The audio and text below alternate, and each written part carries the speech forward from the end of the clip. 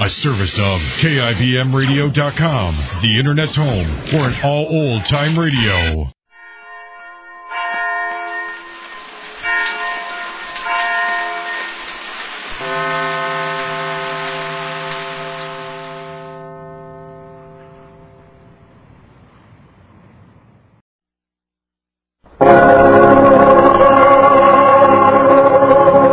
The greatest story ever told.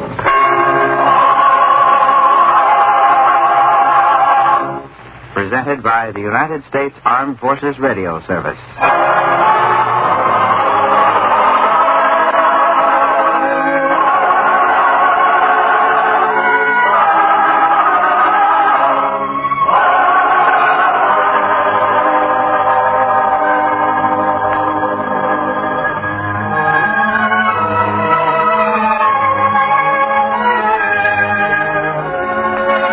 Tonight we present Whosoever is Angry, a drama based on a teaching from the greatest life ever lived.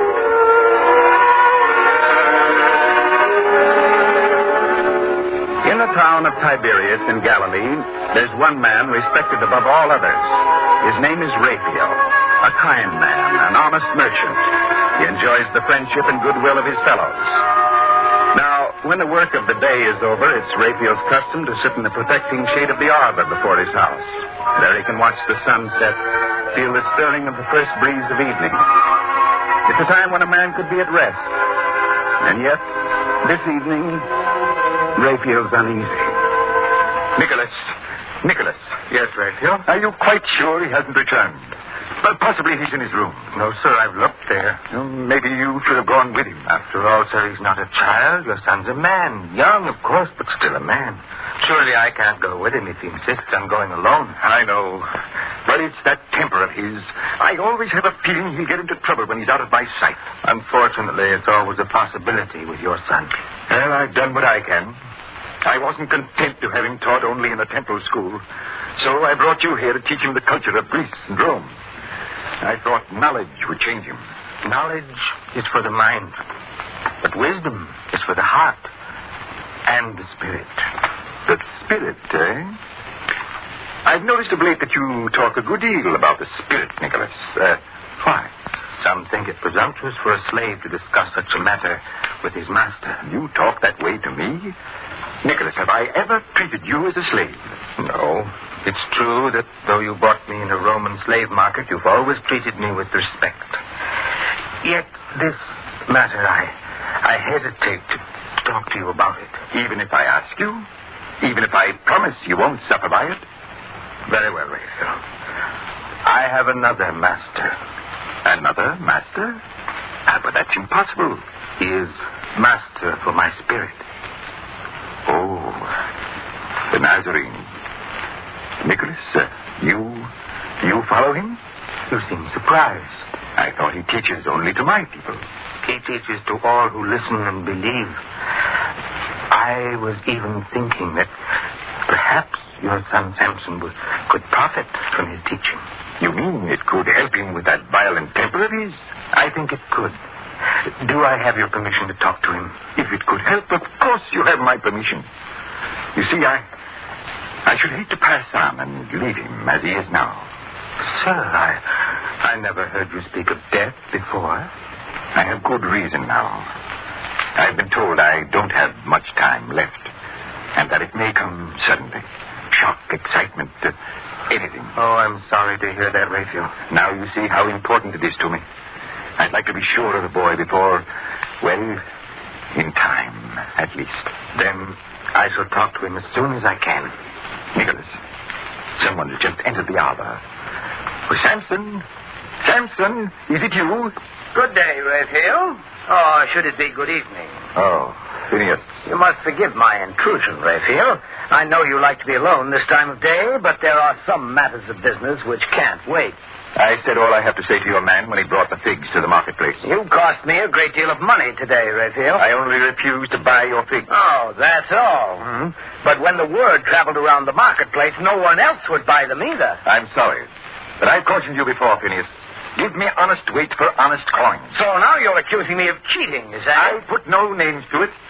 Only the next time you send me figs, make sure they're of good quality below the first layer, too. And now I consider this matter was finished in the marketplace. Hold on. I told you cost me a great deal of money today. What do you intend to do about it? I am always ready to buy fine figs at an honest price. That is all I can tell you. Then you don't care about the harm you've done me. You're too proud and important to worry about the likes of me, eh? Well, in that case, maybe I can return your little favor. Maybe I can give you something to worry about. We'll see. Yes, we'll see. Phineas, he's gone. I don't like that man. I don't like the evil things he suggests when he talks that way. But what could Phineas do to you, sir? Surely you're not afraid of him. A bitter mind can erupt in strange ways. Somehow, at times like this, I wish Samson were here at the house. He'll be back by dark. He always is. Wait, I can see him now.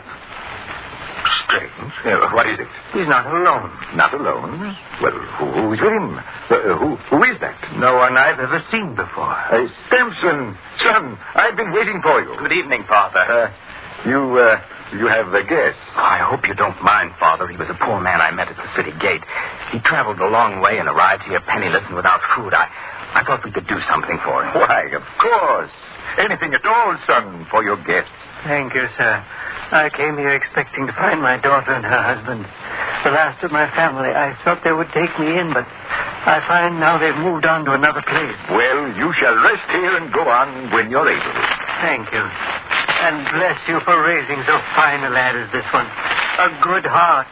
Yes, a good heart. I'll go with him, Father, to see he has everything he wants. Of course. There, Nicholas. There is the tragedy of it.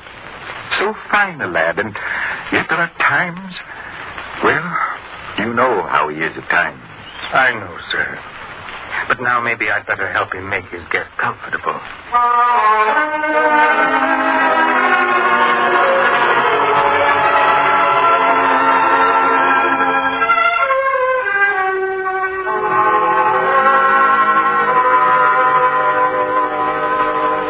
Here, sir. I'll have some food brought to you. Oh, thank you, but perhaps I trouble you too much. I could go to the kitchen for my food. Oh, not at all. My father's house is a prosperous one. We have servants here to serve our guests. Samson, is there anything I can do to help? Oh, yes, Nicholas. Food. Bring my friend here some food while I help make him comfortable. Of course, sir. Now then, off with this dusty cloak. Oh, thank you. Then I'll pour some water for you.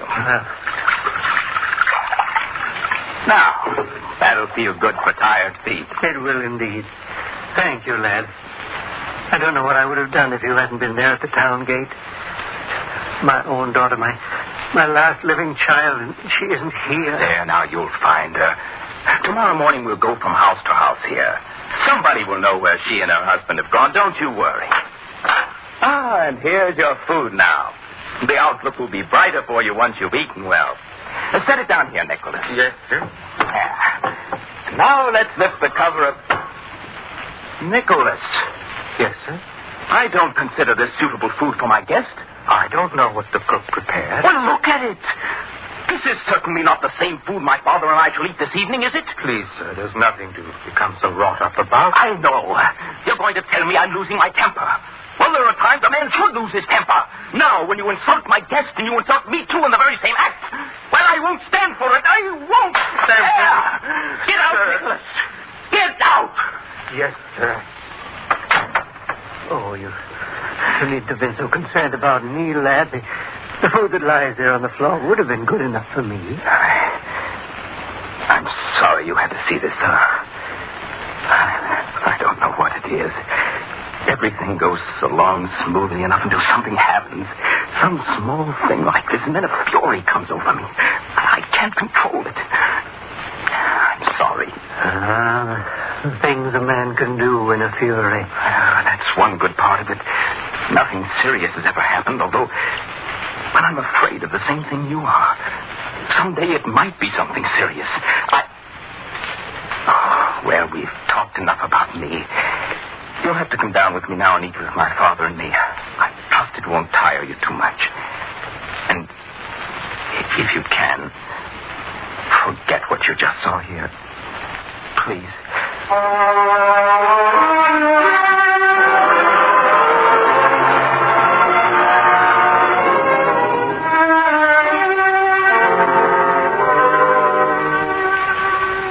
Has your guest retired for the evening? Yes, Nicholas.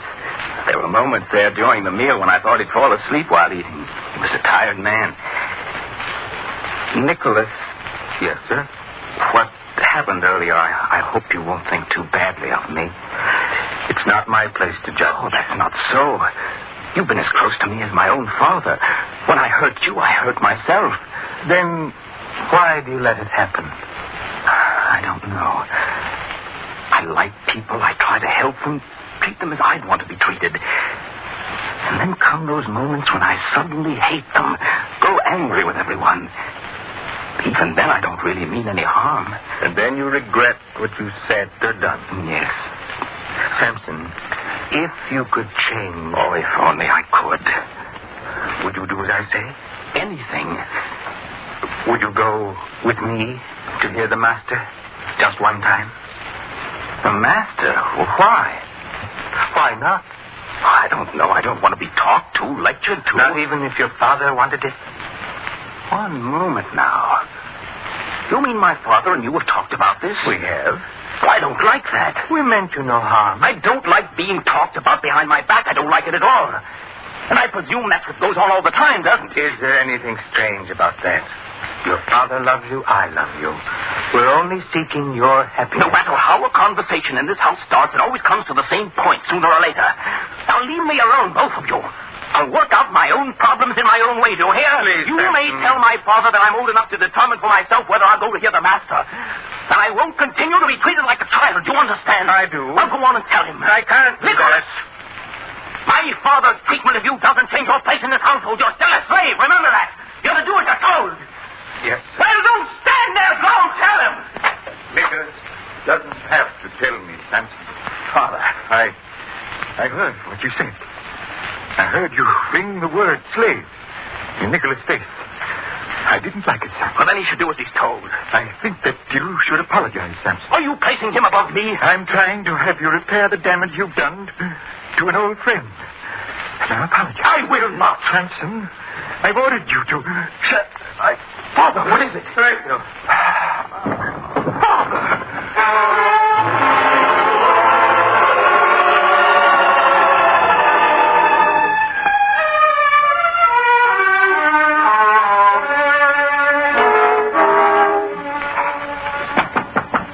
Come in. Good evening to you, Phineas. The word came to me that you wanted to see me. Yes, come in. Thank you. Well, what bit of dirty business needs doing? Watch out what you say. Well, we don't have to make pretenses, you and I. When you send for me, I have a notion what it's for. Well? I want me a little revenge. Revenge, huh? Well, it's in my line. What kind of revenge? There's a man in this town who's insulted me. Even claimed I'm dishonest. If you wanted to revenge yourself on everyone who said that, you'd have your hands full. Now, see here. All right. I like a little joke every so often. Now then, get to the business. I want this man to suffer. I want to see him squirm. But yet it must be accomplished in such a way that no one can blame me. Well, does that suggest anything to that sly mind of yours? It opens a variety of little doors in my mind. Intriguing doors. Ideas could come forth in profusion. But revenge, that's a rather personal matter. I mean to say it should be something that would hurt the individual most because of who he is, what he is. Now, if you tell me his name... It's Raphael. Raphael? That's strange. Oh, what's strange about it? I think fate has anticipated you. Raphael was struck down this evening. Ill. Very ill. What? Yeah, they don't know if he's going to live. I hadn't heard. Well, will it change your mind? Of course not. This may make our task easier. So, think about it a while, eh, Lemuel? Yes, of course. But I have a strange habit, Phineas. I think best with music in my ears. say the music coins make when they jingle together? Huh?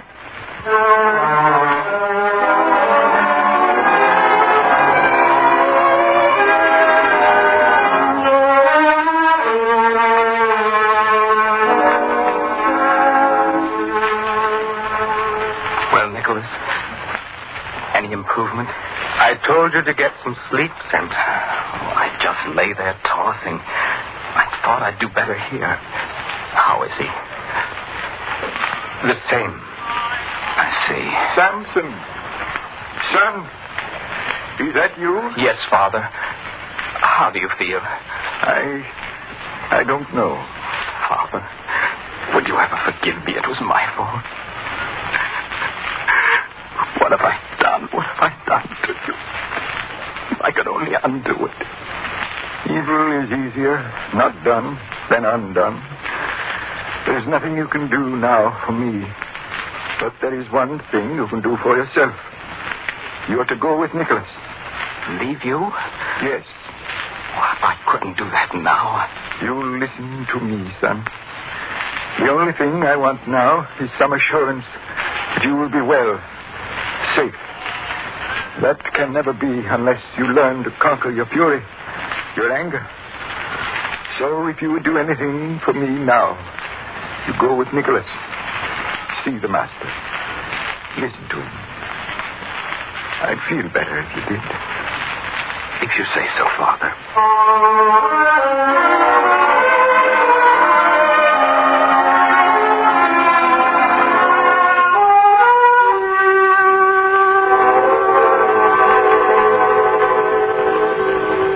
Many people here, Nicholas. All of them trusting and believing in him. And now you know why. Yes. And when I think of the trouble that could have been avoided if only I'd agreed to come sooner. It's what makes anger so destructive, my boy. The thing we're angry at one moment seems welcome the next. Anger never helps. It only hinders us. What shall I say to the master when I stand before him? Be humble because of your fault, and hopeful because of your faith. The words will take care of themselves. Look, lad, it's our turn now. Come, Nicholas. There's nothing to fear, lad. Look into his face and speak. Master, I've been here only this one day, but I've heard more wisdom, more love, more kindness spoken here than in all my life before. Perhaps then you have some word which can help one like me. Something that can help to still the fury that rages up in me sometimes. For it has made me do things I would never want to do. Tell me, Master. Tell me.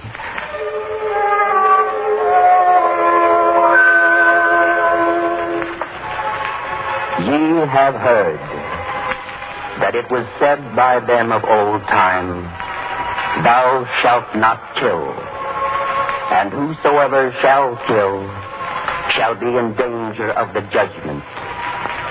But I say unto you, whosoever is angry with his brother without a cause shall be in danger of the judgment.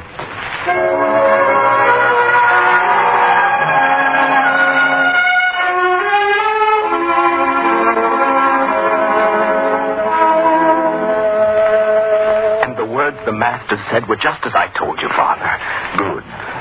And do you know all that he meant, son? Nicholas and I, we talked about it. I think I know. Anger and murder, they are the same in a way. For one leads to the other, and no one knows at which moment the change will take place.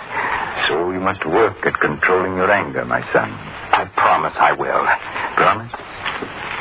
I've heard promises before. You must have the will. You must have the strength.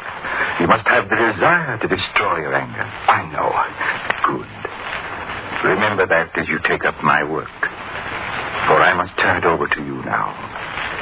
There will be no more work for me again. Yes, Father.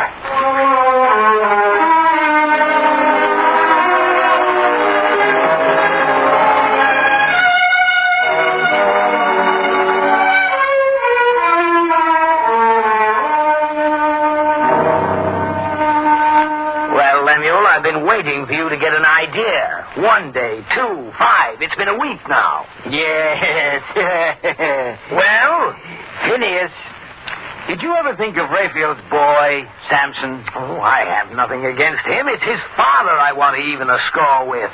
I should have known my brilliant idea would be wasted on you. You have no appreciation for brains, ingenuity, finesse. What are you getting at? The boy. And through the boy, the father.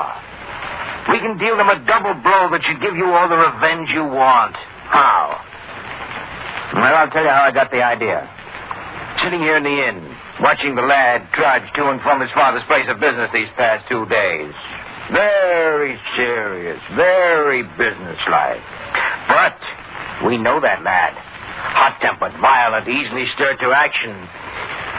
Well, we meet the boy, accidentally, of course. Words pass, about his father, perhaps, and the lad, true and staunch as he is, rises to his father's defense. What you say angers him to the point of fighting. He lunges for you, and I, in an effort only to protect you, bring this heavy goblet of wine down on his head with, shall we say, crushing effect? How do you like it? I don't think it'll work. I've heard them talk about the boy in the marketplace. They say he's changed. He's different. Different? Well, that only means we'll have to provoke him a little further. I know. After the first words pass between you, you seize a cup of wine from the table and fling the contents in his face. Now, surely under such insult, he must retaliate. Of course. And if the son is badly injured or dies, the shock will kill the father. Exactly, and nobody can blame us because everybody knows the boy's bad temper. Did you say revenge, Phineas? Very good, Lemuel, very good. When shall it be? Why not this afternoon? Why not?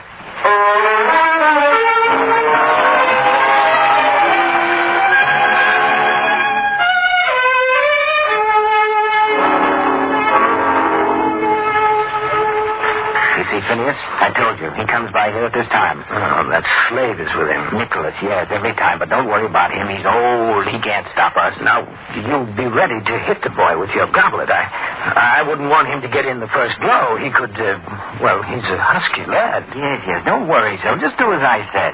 Now, here he comes. I'll stop him, engage him in conversation. I will. Good afternoon, Samson. Oh, Phineas. Good afternoon. Wait, don't go. I want to ask you something. Come, sir, we must return to the house. One moment, Nicholas.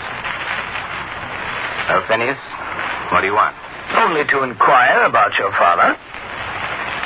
He's getting better, thank you. Oh, I'm glad to hear it. Very glad. Well, I must admit it's a surprise to hear you speak that way about him. But why? Because we've had our little differences from time to time? It's nothing. After all, who knows where shrewdness leaves off and dishonesty begins? The old man's a fox, eh? Are you hinting that my father's dishonest? Samson, no. Come with me. Go along with your nursemaid, lad. Why, Yes, I think I'd better go along. That's better, lad. Now, come. Finish quick, the wine, of course. Say there, wait. Well, what is it now? You should forgive me, lad, for trying to provoke you. After all, it isn't fair of me to take advantage of a mere boy who's still wet behind the ears. Is that all you have to say? That's all I have to say, but that isn't all I have to do with you. You and I will share a cup of wine, eh? No, thank you. I must be on my way home. Oh, it won't take long. Lemuel, a cup of wine. Here, Phineas. And now, Samson. Why, you handsome. Go on, Samson. Say something. Do something. Or has the wine dampened your spirits? Phineas. Yes? Phineas, I find it difficult to do this, but I must do it nevertheless. Samson, lad, no. Take your hand off my arm, Nicholas. Please, go Oh, on. let me alone. Phineas, I may be an amusing sight to you now. With wine staining my face, dripping down on my coat. But I thank you. You thank me? Yes. This wine, I can wipe it off, wash it away. But I would never have been able to wash away your blood if I'd allowed my fury to go unchecked. Come, Nicholas. I think we can go home now.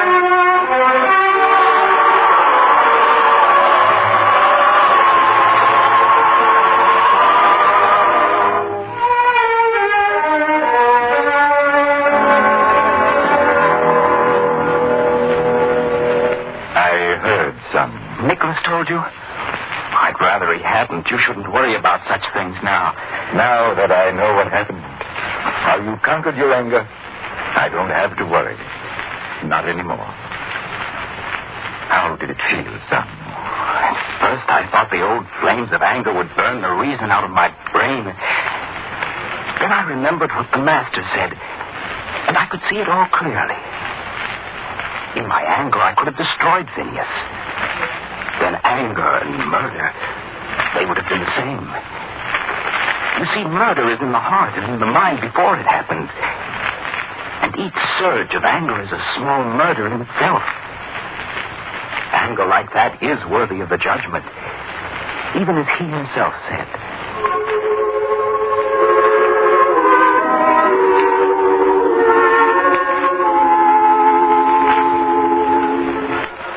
Ye have heard that it was said by them of old time, Thou shalt not kill, and whosoever shall kill shall be in danger of the judgment.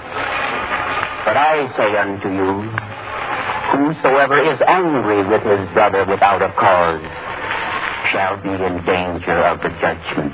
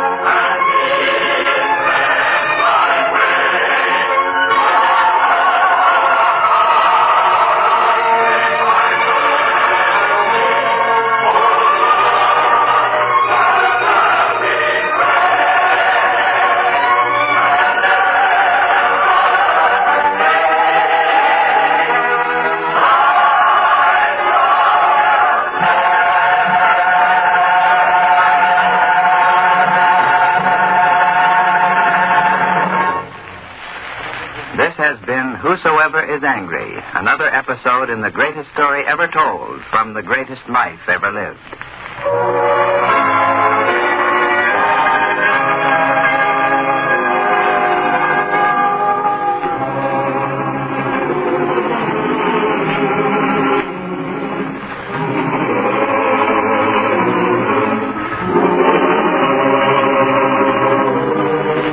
Story Ever Told was a presentation of the United States Armed Forces Radio Service, the voice of information and education.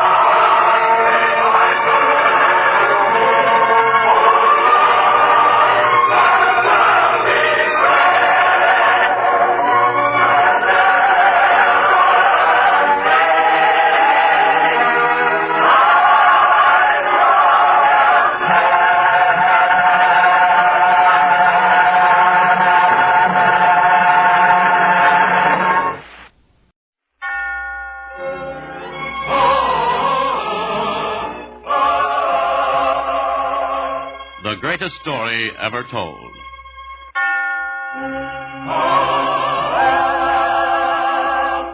Presented by the United States Armed Forces Radio Service.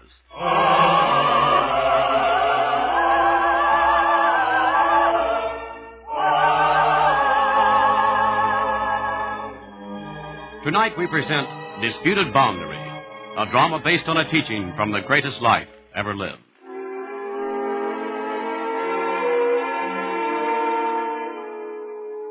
In the town of Emmaus, the old scribe Hezekiah receives many strange requests from people who would have him write out their letters for them. And old Hezekiah is too experienced to display surprise, in most cases. Yet now, as he sits at his little stall in the marketplace, he looks up with his surprise evident on his wrinkled face. What's that? What did you say, young man? It's a very simple request, sir. I don't know why it should surprise you so. You say you want me to write a letter for you? Yes, sir. Well, that's your business, isn't it, to write letters for others? It is indeed, but I write letters for shepherds and farmers, men who don't know how to write for themselves. Not for boys like you who've been to school and learned to write. Please, sir, I can pay you for your services. All right, I don't pretend to understand this, but as long as you say you can pay. Where does the message go? Well, it doesn't really go anyplace. Now, see here, lad, if you come to play jokes on an old man, consider you've had your fun and be on your way. Well, it's to be given to someone right here in the town. If you've anything to say to anyone in Emmaus, why don't you just walk up to them and say it? I wish I could.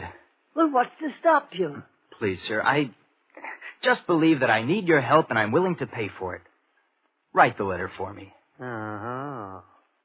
So that whoever's to receive it won't be able to tell it's in your hand, eh? It's almost right. Almost. Will I ever be quite right with you? I don't understand what you want, why you want it, or anything else about you, but I can see I'll save myself time if I just write the message for you. Now then, what do you want to say?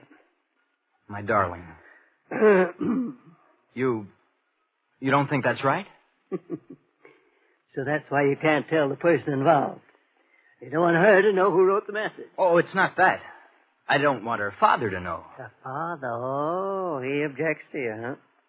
You look a fine lad. Why doesn't he like you? Oh, it isn't exactly me. Oh, first, I'm almost right now. It's not exactly you. Can you be definite about anything, young man? Yes, sir, I can.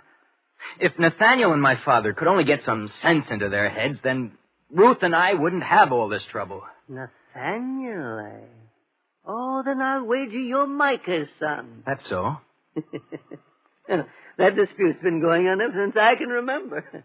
That's your trouble, eh? Now will you help me with the letter? No, lad. But why not? Because it wouldn't do you any good, that's why. No letter to anyone can help patch up that quarrel. Yes? But let me think about it. I've observed more trouble and foolishness in this town than any other man. I know everybody's business because people come to me and they have to tell me their innermost secrets so I can write letters for them. I've learned one thing about people. Most times they make their own troubles. So you just let me think about this a while, will you? If you think you can help, sir. Maybe. Yes. Maybe.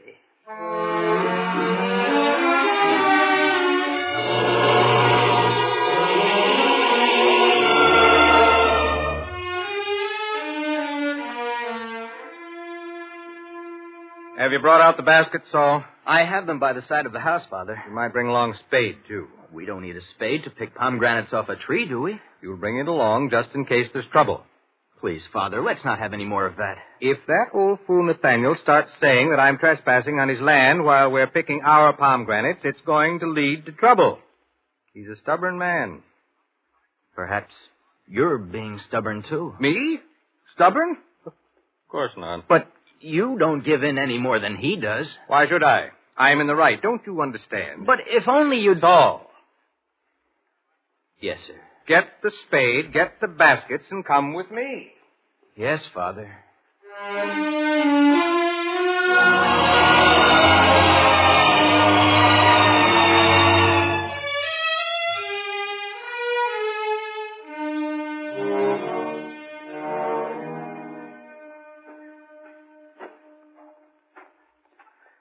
There she is. Oh, I don't see her. Where, Father? Right ahead of us.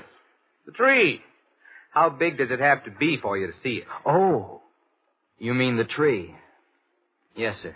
And the fruit looks ripe for the picking. First, we'll start on the branches that overhang Nathaniel's property. Why on those first? Why not on the ones that are on our side? They're all on our side, if the truth be known. His land doesn't begin where he says it does. Oh, no. So we'll start on the other side of the tree first. Now, come, I'll do the picking. You arrange the fruit in the baskets gently. Don't bruise it. Yes, sir. Now then. There. That one's a beauty. And now, this one. You there, off my land! You see, the old fool's been waiting for this. Well, let him come. I dare him. Meantime, we'll go right on picking our fruit. There's another one, Saul.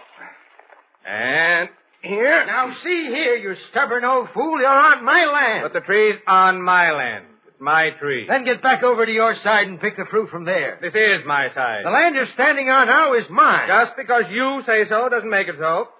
Now, Saul, let's go on with our work. I warn you, Micah. Here, son. Another one. If you don't get off my land, I shall be forced to put you off. I didn't come unarmed, Nathaniel. Son, hand me that spade. Oh, Father, please. I told you there'd be trouble. Give it to me. Yes, sir. Well, Nathaniel? I won't be bullied, Micah. You'll get off my land now. And if you don't... Father, don't do that. He'll hurt you. Please don't. Ruth, what are you doing here? Get back into the house. I won't leave you here alone. And I won't go and leave this trespasser to spoil my land. Saul, please. I'll try, Ruth. Come, Father. We'll accomplish nothing by standing here arguing. You go back to the house, please. I don't like to give in to that man. Go, Father, please. I'll bring the baskets back after I fill them. From your own side of the tree. All right, from my own side of the tree. But if you want to avoid trouble, don't stand around here ready to provoke it. Ruth. Yes, Father. You're to stand watch here. If he comes over to our side of the land, you're to call me. Yes, sir. I'll be at the house. Just call if you need help. I understand. And you, Saul, don't forget I'll be waiting, too. In case that old fool makes trouble. Yes, Father. I'll see you at the house soon. They've gone. I know. I'll have to go on picking the fruit while we talk. I didn't hear from you. Oh, I tried to write a letter, or at least have one written so that your father wouldn't know. I don't like it. I wish it were different. We've nothing to hide, nothing to be ashamed of. Why do they make us feel like criminals? I know how you feel. They can't draw a simple line between their own bits of land, but they've been able to draw a line between us. Oh, Ruth. Don't stop working. They're watching us. You're right. Ruth. Yes? Listen closely to what I say. I'm listening. There may be a way. What do you mean? Old Hezekiah, the scribe. I went to see him to get a letter written. He's the one who told me not to write. He said there was another way. A better way. What way? I don't know. He just said to let him think about it. And I know he'll do what he can. He seems gruff at times, but at heart he's a fine man. So, I'm willing to wait, if you are. If you think it's best, Saul, I'll wait. Anything you say, I'll do. Only, I hope it succeeds, whatever it is.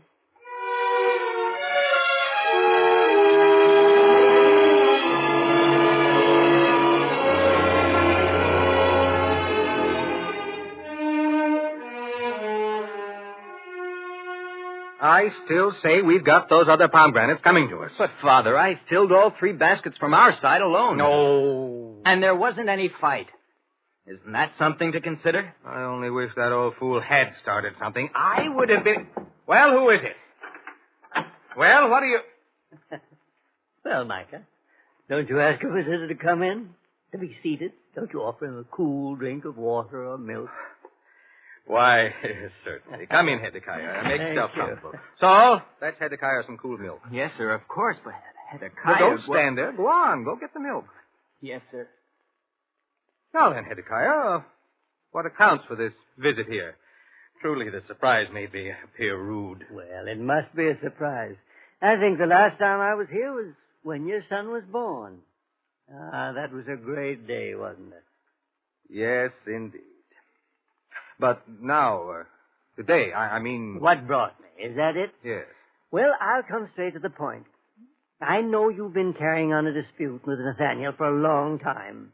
And I have a Here, way... sir. Oh, thank you, lad. That's very kind of you.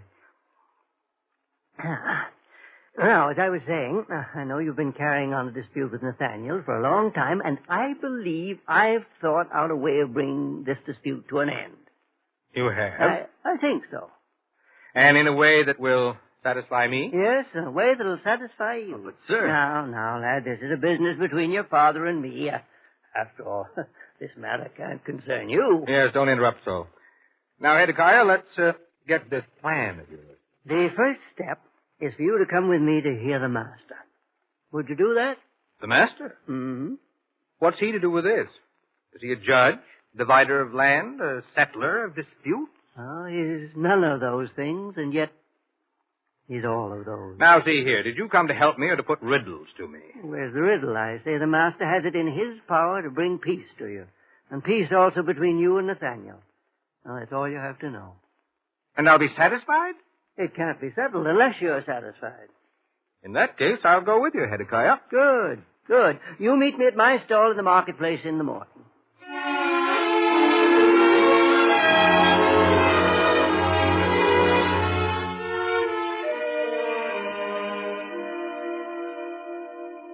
And so my husband and I thought it would be a neighborly gesture for us to talk to you about it, Nathaniel.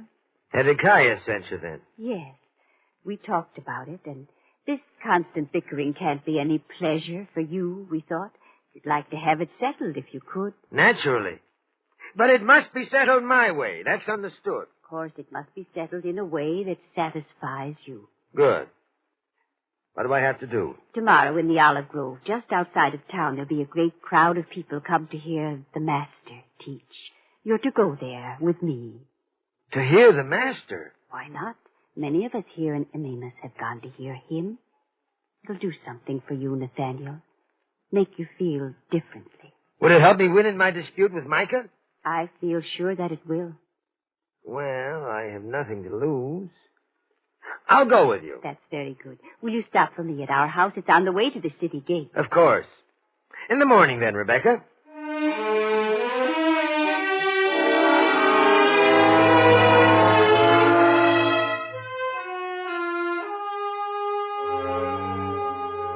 Well, Hezekiah, here I am, as I promised. Oh, it's good to see you, Micah.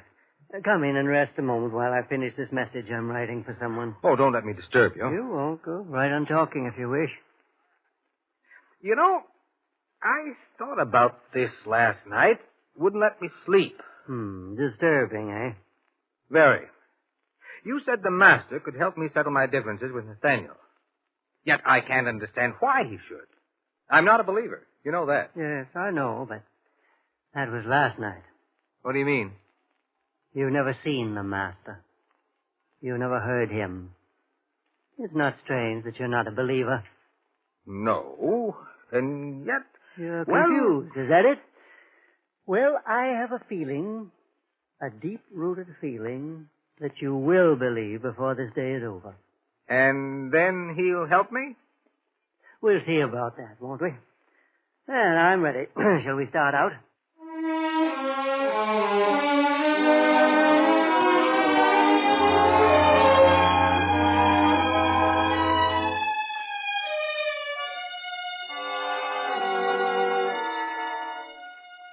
Ruth, I waited here at the tree for you. I know.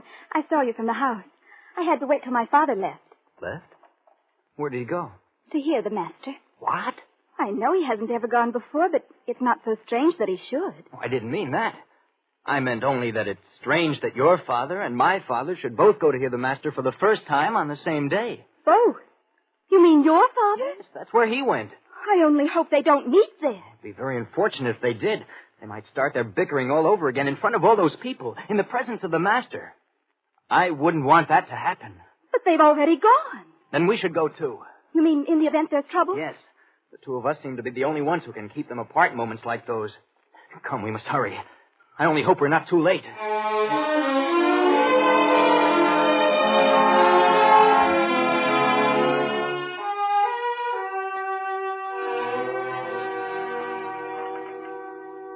Well, Hezekiah, we've been waiting quite a while.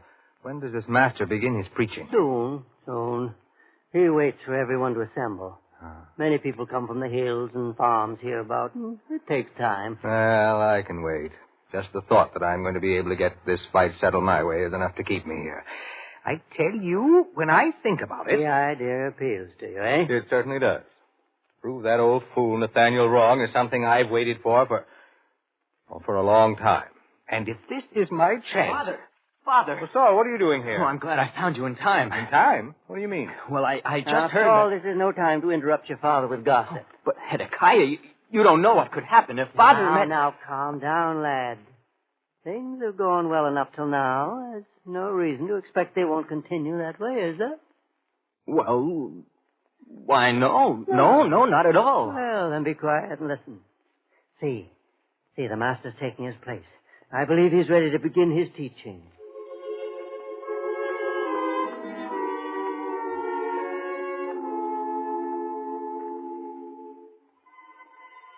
I say unto you which hear, love your enemies. Do good to them which hate you. Him that taketh away thy cloak, forbid not to take thy coat also.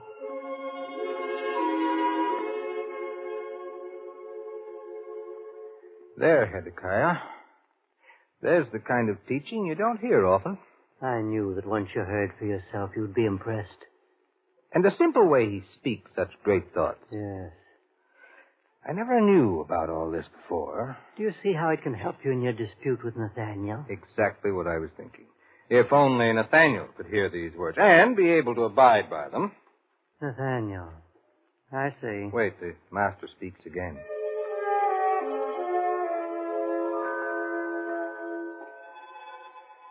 Give to every man that asketh of thee, and of him that taketh away thy goods, ask them not again. And as ye would that men should do to you, do ye also to them likewise. Very well spoken. Yes, Hezekiah, it's unfortunate, though. Unfortunate? What do you mean? Fine words, but too idealistic. Oh. You don't really expect a person to live up to those teachings, do you? Nathaniel, for example. You'll never know unless you give him the chance. No, it wouldn't work. People aren't like that. Certainly Nathaniel isn't. Probably not, but it would be interesting to find out, wouldn't it?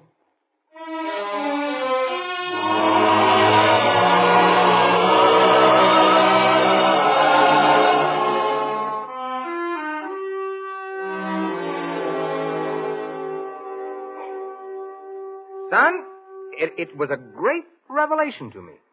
A great revelation. And yet a pity, too. Oh, I'm glad I was there. And I shall go again to hear him. Of course, we both shall. By the way, what was it you came there to tell me? Oh, it was a small matter. Oh, nothing, really. Well, that's just as well. You see, something's been going round in my head. Do you think Nathaniel would possibly do what the master... No, he probably wouldn't. Didn't you ever think, Father, that if you were to adopt the same words and use them? Your father is a very reasonable man. Yes, sir.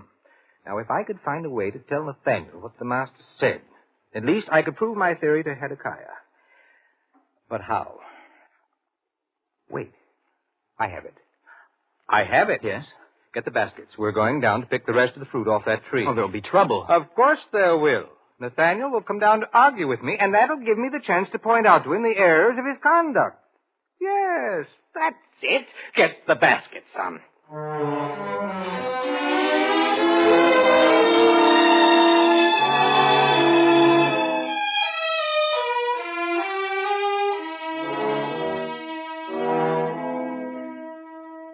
Now, son, you just keep putting the fruit into the basket, and I'll keep an eye out for Nathaniel.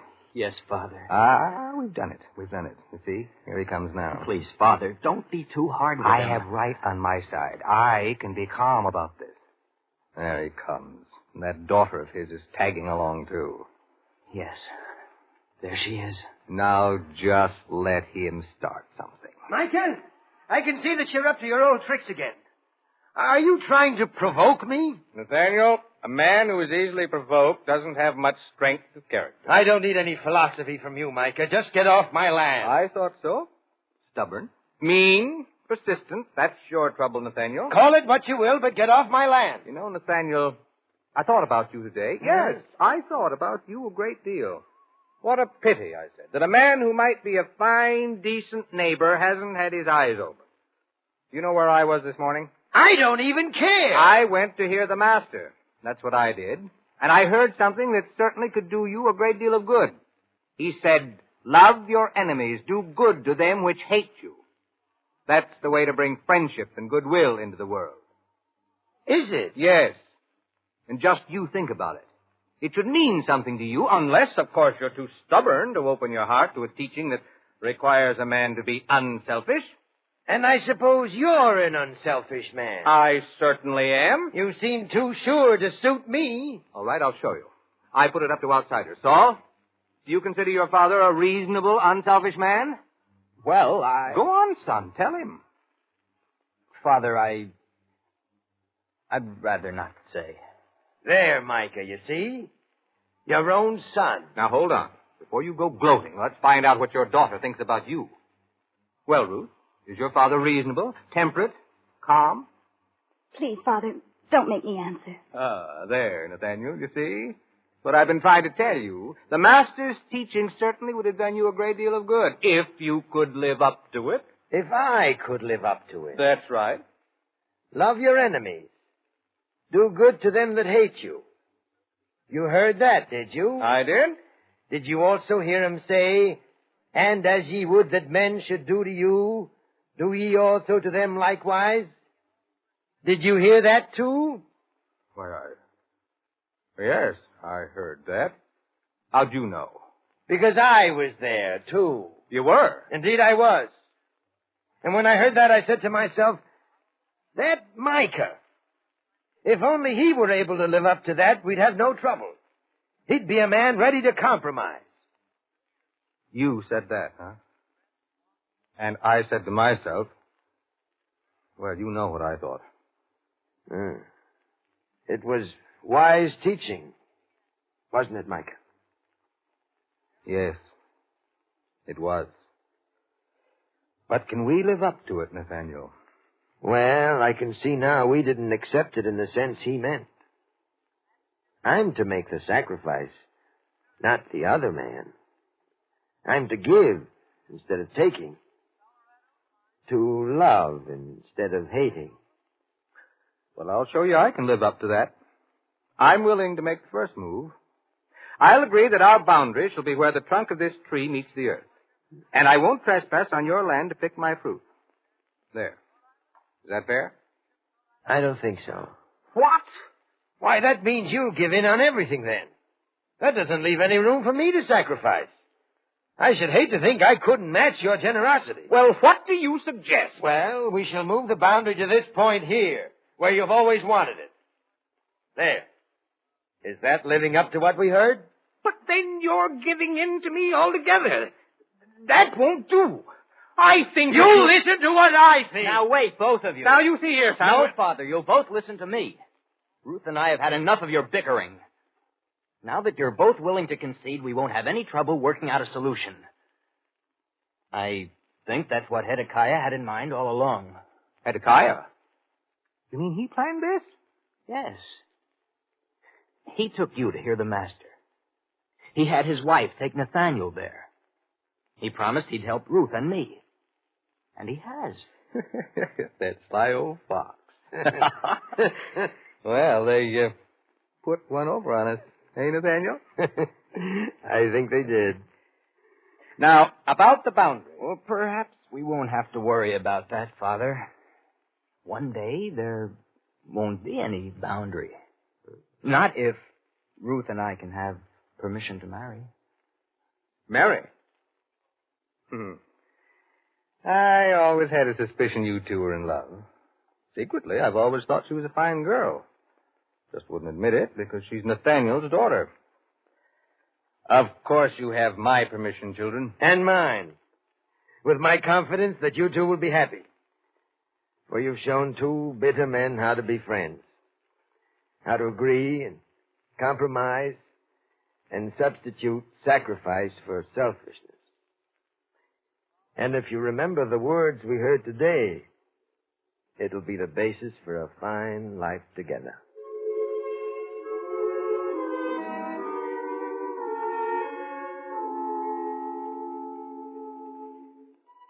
I say unto you which hear, love your enemies, do good to them which hate you.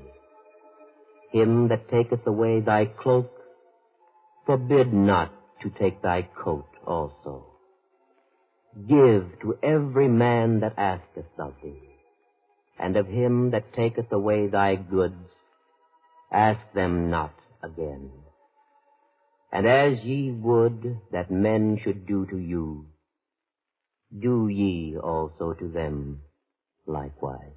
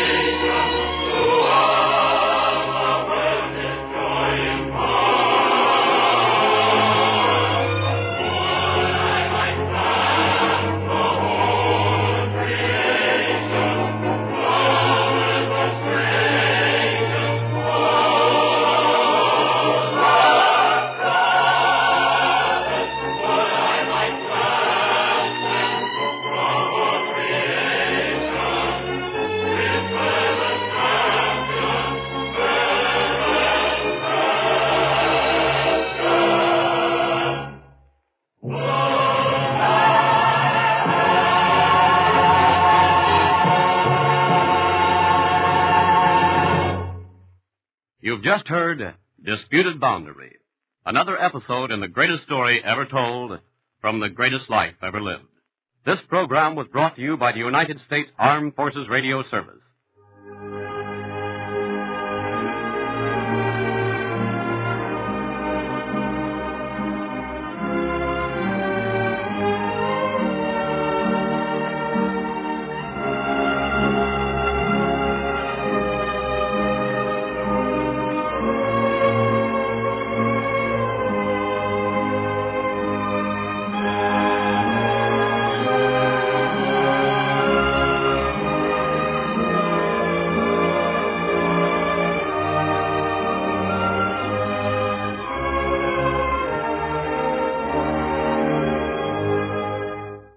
This is the United States Armed Forces Radio Service, the voice of information and education.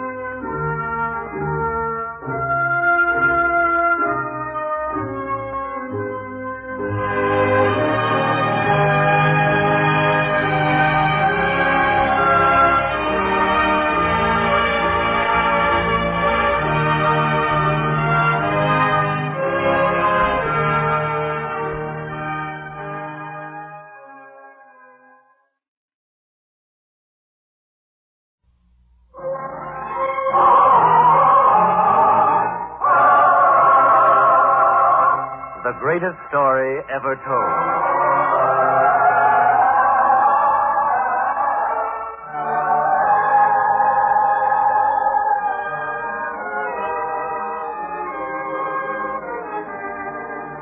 Today, we present of Such is the Kingdom, a drama inspired by events set forth in the 12th chapter of the Gospel according to St. Matthew. Events from the greatest life ever lived.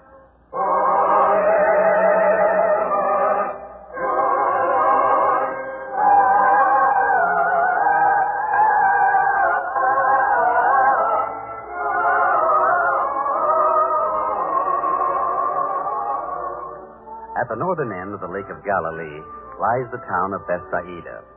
There was a time when Bethsaida was a peaceful, almost a sleepy town of fishermen and merchants. But these days, there's a new excitement in Bethsaida, for the word is abroad concerning one who was a carpenter in Nazareth, and who is now a teacher bringing the word of God. And even more, one in whose hands there is the healing touch of God. It is no wonder, then, that at this moment, just outside the town walls of Bethsaida, a large and curious crowd is gathered to see him. But curiosity is greatest among children, and their eyes open widest. Now, as we move through the crowd, we come upon a little girl and boy who stand staring up at the master's face from a distance. The little girl's eyes are fixed in wonder, and without even turning her head, she says to her brother, David. Oh, David, just look at him. Yes, Sharon. You know, David, I think I've seen his face before. How could you? I think I saw it in a dream. What kind of dream, Sharon? I don't know. I only remember his face, his eyes. But it was a nice dream. Will you children keep babbling that way forever? Oh, I'm sorry, sir. We didn't mean to disturb you. But you have. And after all, the master did not come here to be stared at by silly children. He has come here to teach to grown-ups, to people who can understand him. We shouldn't be disturbed by children. Oh, I'm very sorry, sir. When he begins to teach, we'll be quiet, won't we, David? Oh, yes. Children always say that. Now, I think you'd better go along home and not disturb your elders. Oh, but, sir, we promised. Why would you want to stay anyhow? To hear him. You said he teaches. Not things that children can understand. Now, get along. Sharon, maybe we should if the man says so. I don't know. I would like to hear him. Please, children, leave now, else you'll disturb the others later. All right, sir. Tell me, sir. Well, what is it? Is it true, what I heard? Does he heal the sick and the lame? That's what they say. And he does. He does. You see? That's what I mean. A child will believe anything, but a grown-up has to be shown. I'll believe it only when I see it. Now, be on your way home. Children.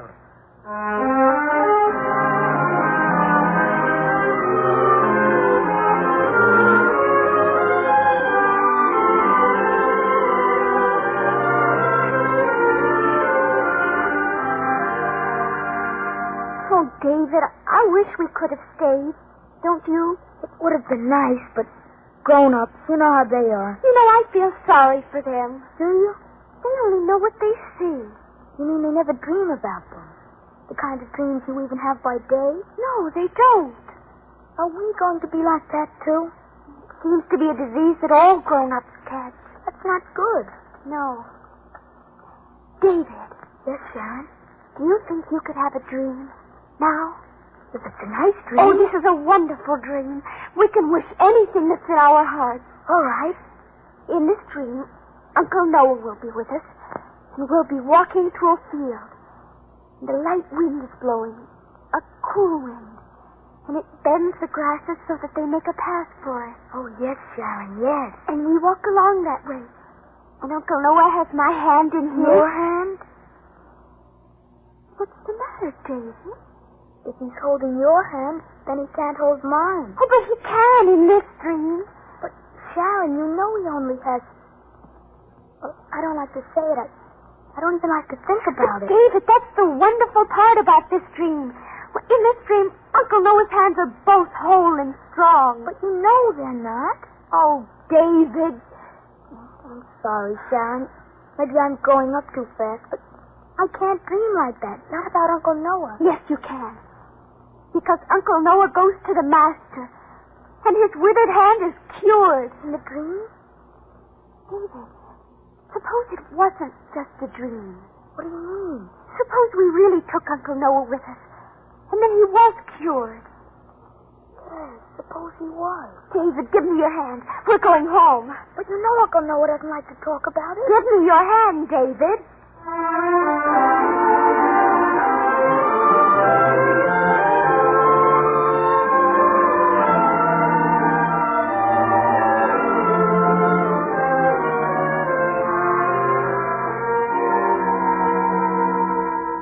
I tell you, children, I was worried, very much worried. I'm sorry, Mother. Well, at least you're back safe. Now sit down and eat your evening meal. I'll have your food in a moment. Sharon, shouldn't we ask Mother about it? She won't like it. But we have to talk to her. She'd want to see Uncle Noah cured, too, wouldn't she? Of course. Here she comes. And you're to eat every drop of this broth, do you hear? Yes, Mother. David? And yours, Sharon? Well, why don't you eat? Mother? Yes? Mother, may we talk to Uncle Noah when he comes back to the house this evening? Who's to stop you? Of course you can. But, Mother, this is different. You're not to ask him for anything, if that's what you mean. He pampers you too much as it is. Sometimes I think you care more for him than for your own parents. Mother. Well, maybe I shouldn't have said it. But you're not to ask him for any gifts. Is that clear? Suppose we wanted to give him something. Give? What do you have to give? Mother, the Master is here. We saw him today, David and I, and we've heard that he can do wonderful things. He can cure people of anything, even of a wizard. Sharon! You're not to mention that. How many times have I told you? But, Mother, if it could be cured, if Uncle Noah went with us, oh, please, Mother, say we can talk to him. Sharon, David, listen to me, both of you. It's true you're young, but now is a good time to learn about this. Long ago, your Uncle Noah and I, we were children together, just as you two are now. And Noah was a fine boy, very fine, strong and swift. I remember once when we were young, word came that a famous man would arrive here at our town. Everyone gathered at the city gate to watch for him. And some of the people started running to greet him. Your Uncle Noah ran so swiftly that, though he started after the others, he was the first to greet the man. That's the way he used to be. He doesn't run anymore. No, he doesn't. Or does he sing as he used to? Don't laugh in the same way. He laughs with us. Yes. You're the only one. He's changed. Everything was changed suddenly when that evil thing happened to his hand. Mother, how did it happen? He was just a boy. He was climbing a tree and he fell. He hurt his arm. After a time, it didn't heal. It just withered, that's all. Mother, could he change just as suddenly, couldn't he? Of course not. How do you know, Mother? Because I've seen enough to know. Your grandfather, you never knew him. This was the thing that killed him. He tried everything, anything. He worked himself to death to find a cure for your uncle, to buy a cure. Nothing helped. That's how I know. Mother, all we want to do is talk to Uncle Noah. I forbid it. He's had enough unhappiness, enough bitterness. I know what happens to him when he begins brooding over it. You only stir up sad memories. Now, children, please. Let him live in peace. But, Mother... Eat. Your food is getting cold. Yes, Mother.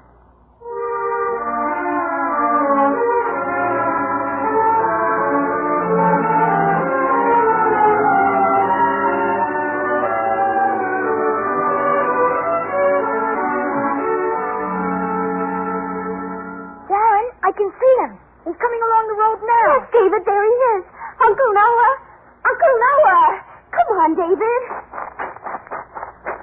Sharon, David, Ma, you two run swifter every day, yes? I tell you, I don't remember any children ever running so fast. Do we run as fast as you used to, Uncle Noah? David. I'm sorry, I forgot. Uncle Noah, you have something for us. I can tell. Have I? Well, if you know that much, tell me. What is it? A pomegranate. No. Sweets, that's what it is. No, and we can't stand here guessing all evening. You shall have your surprise later. Come now. Your uncle's a very hungry man. Come. Back to the house. Yes, Uncle. It's my turn today, Sharon. Remember that. Of course, David. You take Uncle Noah's hand this time. There, David. A tight hold.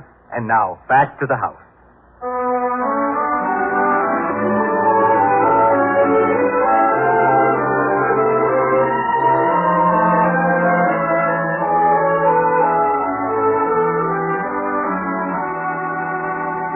Well, then, how much can a man eat, huh? Enough is enough. It was good, Ruth. Very good. Maybe that's why I continue to live here. Who else could cook like our mother used to? It wouldn't be the same house if you didn't live with us, Noah. Now, the surprise for the children. Are you ready? Oh, yes, Uncle. Noah, you spoil them. My own children, and I say you spoil them. Spoil them, Judah? No, I spoil myself. They are only innocent victims of the joy I get in giving them things. Now, both of you, close your eyes. Yes, sir. Come, David, I can see. Close them. Yes, Uncle. Now, listen. Oh, Uncle Noah. A bell. A silver bell. It's so small and delicate. It's beautiful. Uncle Noah, may I ring it? Of course, David. Here. There, isn't it a wonderful sound? It's for both of you, and I will tell you why. This bell is the closest thing to the laughter of children that I ever heard. You should keep it forever as a reminder of childhood. Oh, Uncle. Uncle. There. Why, thank you, Sharon. That's the nicest kiss I ever received. Uncle, we would like to give you a gift, if it were possible. What do you mean, Sharon? Children, it's time for bed. Come with me, both of you. But Ruth, the child, was saying something. Children will do anything to delay their bedtime. Come, Sharon. David? Yes, Mother. Good night, Father. Uncle Noah.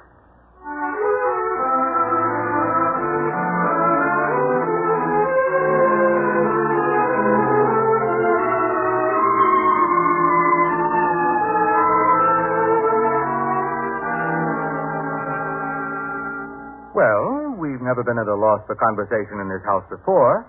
Neither of you has said a word since the children went off to bed. Oh, no. I hadn't noticed. Did you, Judah? Me? Why, I don't know. I suppose if there were anything to talk about, we'd have talked. You're not very good at it, either of you. Now, Noah, what do you mean by The that? child was going to say something. You wouldn't let her. Why? You know how children prattle. It was not the prattling of children that made you so tense. Why should you think it was anything more? This evening, David asked me, does he run as fast as I used to when I was a boy? Oh. You have been talking about me again, haven't you? Please, Noah. It's been so long since I've seen that particular look in your eyes. Don't stir up old bitterness. It tastes worse each time. I suppose this time had to come. The children had to wonder and worry and puzzle their little minds till they got up the courage to ask, why is Uncle Noah different? Why is Uncle Noah's hand the way it is? Why doesn't he have two hands to give the children instead of making us choose for one? Noah, don't, Each day, I live it over. In 100 ways, the little tricks you have to use to make one hand do the job of both. Dressing, holding something heavy, opening a door from the right side. All those little things that two-handed people never even think about. Noah, please don't say any more. You think you can forget. And maybe sometimes you do. But then, at the moment you least expect it, something happens. Well, today it happened. I'm sorry if the children upset you. It was before the children spoke. What was it, Noah? Oh, Mordecai. He didn't discharge you, did he? Oh, no. But one of the men had left. A new job was open, a better job. I was entitled to it. I thought so. I said it. And he just looked at me. Then he looked at the hands. It was very clear after that. Oh, Noah, I'm so sorry. So it wasn't the children, not at first. Of course, what they said didn't help. But somehow you can accept it from children. They're not supposed to know better. I shall talk to them in the morning. No, Judah. Don't say anything to them. I wonder what Sharon meant when she said she'd like to give me a gift. Do you know? Oh, it was just childish nonsense. You wouldn't want to hear it, Noah. Oh, of course not. I'm sorry about all the things I said. I didn't mean to upset you. I shall go out now and walk a bit before going to sleep.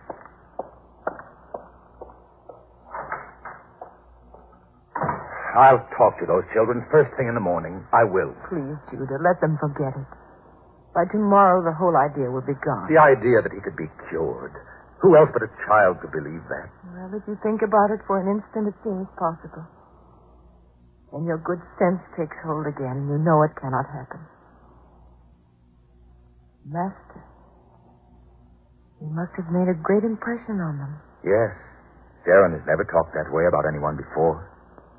She seemed to glow from within, as she described it.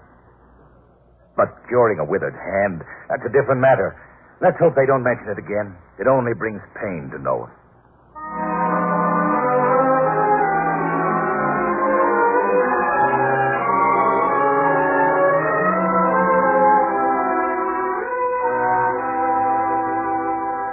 He's gone. Not a trace of the master, David. And only yesterday he was here. All his followers, they were camped right here. Now it's just an empty field again. I don't know how I feel except that we've lost something. It's too late now, anyhow. Yes? If Uncle Noah... If he'd only had the chance to tell him... If you'd only had the chance to tell me what, Sharon? Uncle Noah... Yes, Sharon, I followed you out here. I didn't mean for you to hear... No, Mother said... Mother doesn't know, and you didn't tell me. I asked. That's why I followed you. What was it, Sharon? No, Uncle, please. The gift you wanted to give me, what was it? Why wouldn't they let you speak? David? I don't know, Sharon. Sometimes you never know what's right or wrong. Come here. Now, Sharon. Tell me. Well? Uncle Noah, we wanted to have your arm cured. Oh. So that's it.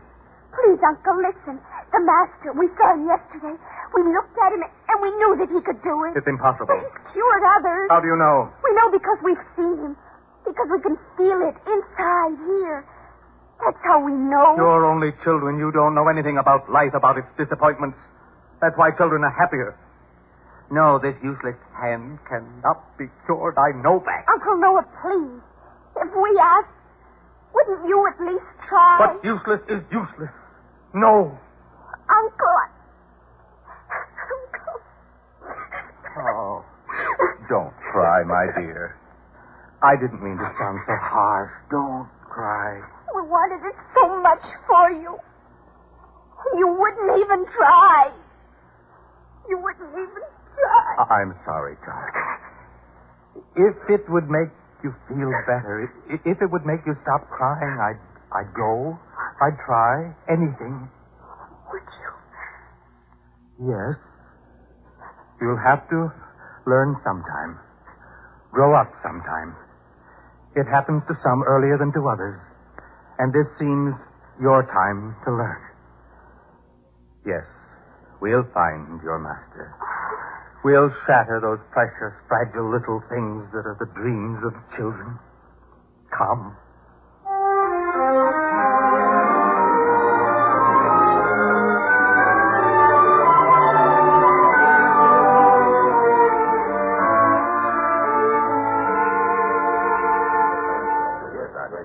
The next temple.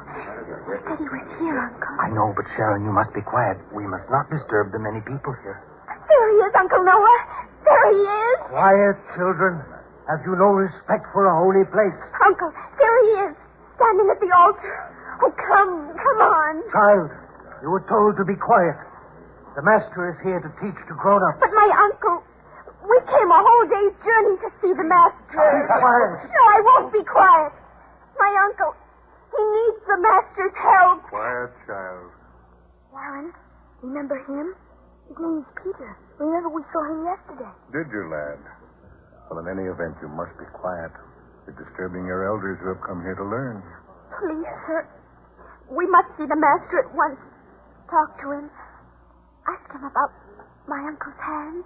But you can't disturb all the others now. Sir, please take these children out of the temple. You say the master teaches to grown-ups. Is it then forbidden that children learn? I do not understand you, sir. Allow us to remain. For they must learn something here today, too. A lesson for children. But the master doesn't teach to children. Please take them out. Master? Master, you look toward me as though you have something you wish to say to me?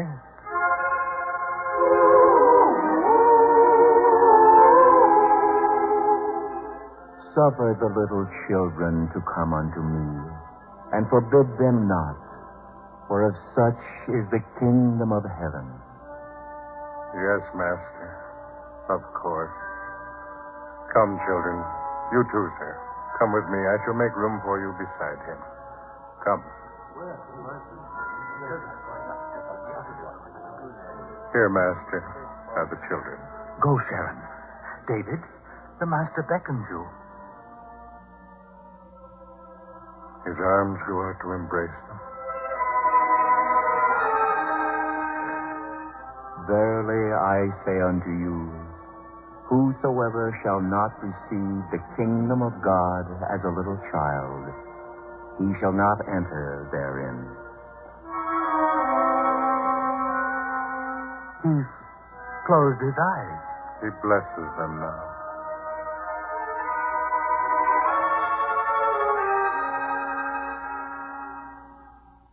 Master, I have something to ask of you. No, Sharon, please. You don't know what such a disappointment can do to you. Master, my brother and I, we have brought my uncle with us to see you. Because we know it's you can do. Yes, Master. We knew it when we first saw you. Children, please, no. Don't stop them, sir. Not now. Look at their faces. The belief and the hope that is there. Truly, only children can believe that way. Go on, child. Speak. Master, my uncle is a fine man and a good man. He's never done an evil thing to anyone. And we love him. We want him to have the one thing in the world he wishes. And only you can give it to him. Only you. Uncle, give me your hand. Sharon, no. Please, Uncle. Look, Master. His hand, withered and no good. Not even for children to hold on to. Please, Master. Can you heal our uncle? Stand forth. Sir, he talks to you. Yes. Yes, Peter. Master, it is strange. Perhaps because these two little ones believe so strongly, it is possible for me to feel again, as I did, when I was young and this affliction first came on me. Then I believed that it could be healed. I felt it. But it did not happen. And so I grew embittered and despondent and hopeless. But now, Master, I feel once again that it could be. Yes, Master, I believe it can be healed if you will it.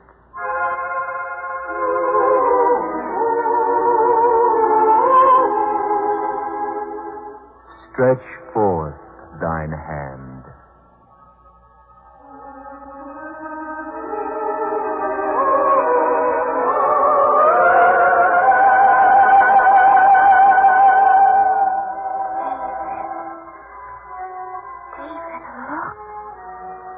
Uncle.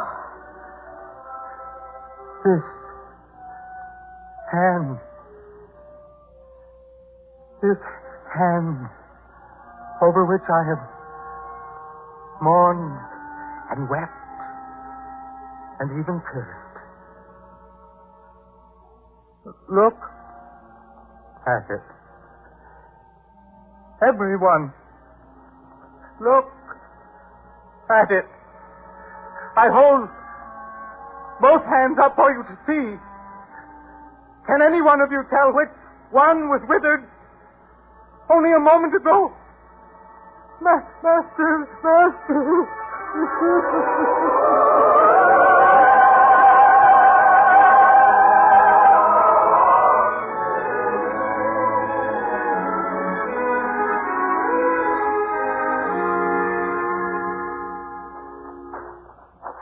Uncle, when we get back home, just think what Mother will say.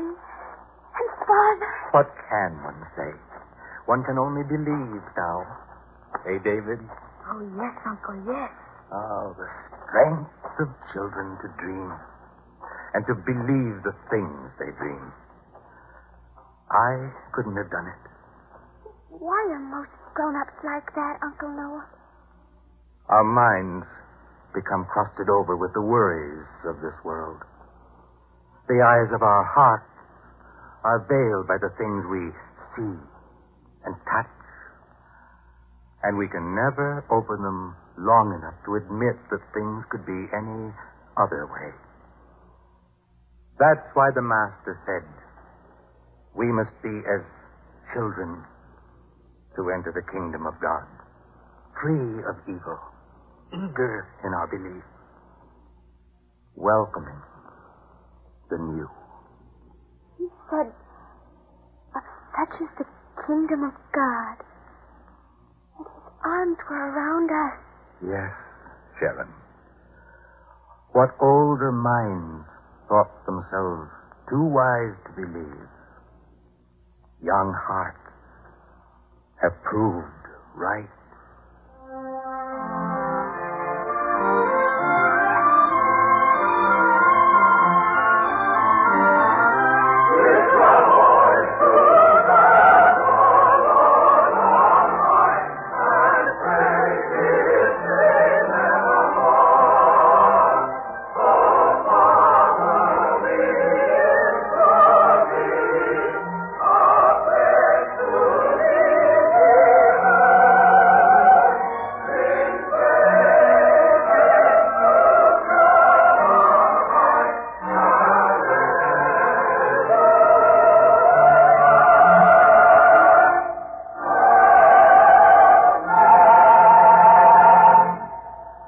Next week, on this same network at this time, we will present another episode in the greatest story ever told from the greatest life ever lived.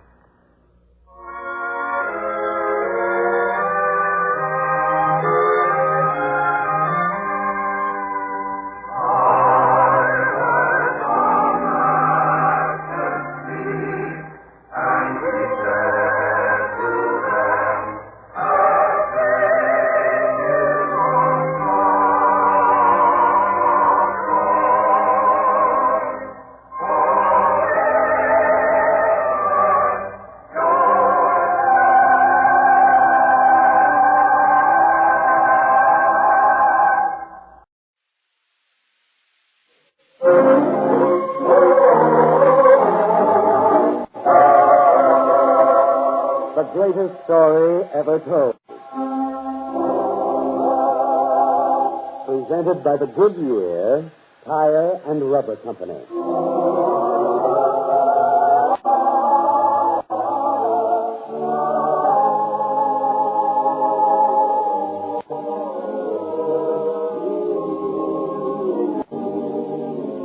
Today, we present The Idle Word, a drama based on a teaching set forth in the 12th chapter of the Gospel according to St. Matthew, a teaching from the greatest life ever lived.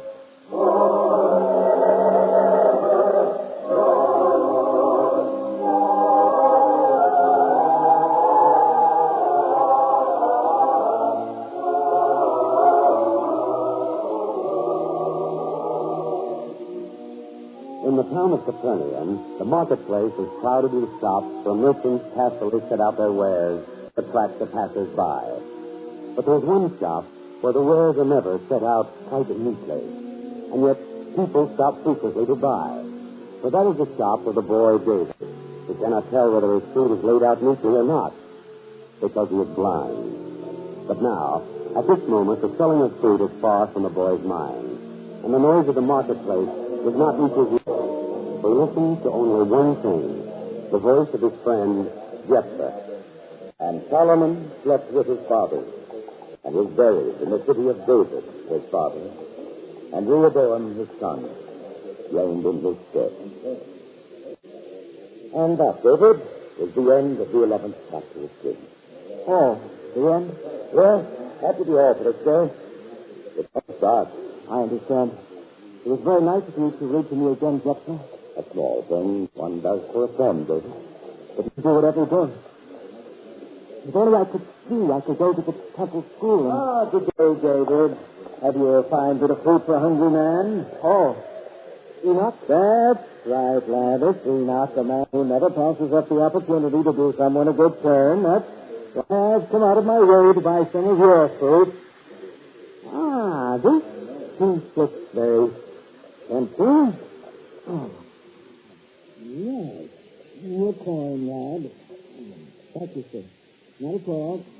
It's only right a man should help the unfortunate. You think so, Jephthah? I think so.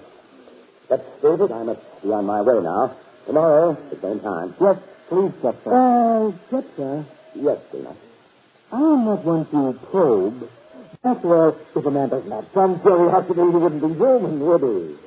I suppose it's natural to have curiosity. And if I had time, I'd discuss it with you, but as it is, I must rush off. Ah, that's the very thing I had in mind. Oh? I noticed that every evening at this time you leave here and, rush off someplace. Where, Jephthah? Where do you go? I don't think that's any of your business, Chuck. Indeed. That sounds as though you're ashamed of what you're doing, as though decent people might not approve. No, perhaps they wouldn't. Now, I must be going. Tomorrow, David. Tomorrow. Uh-huh. How do you like that? Tell me, lad, does he ever... There he goes. I never asked. Oh, I see. David, I wonder if you know that when he gets to leave here, he goes straight home, and then in a little while he leaves his home, carrying something under a napkin. He heads for the town gate and goes on out of the town, and no one knows where he goes. What are you trying to say, Enoch?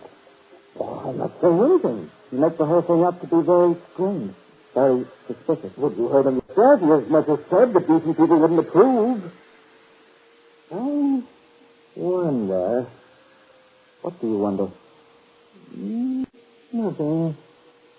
But there are people in this town who can put two and two together and get the right answer. You think about that, David. Tell your friends to think about that, too. Wait, Enoch. Listen to me. Jephthah's a good man. He set up this store for me so I could earn my own living rather than be a beggar. He comes here every day to teach me because I'm blind. So don't say anything against him. I didn't say anything. It was Jephthah himself who said that decent people wouldn't approve. Well, good evening, lad. Good evening. Wait, Enoch. Wait. Go on.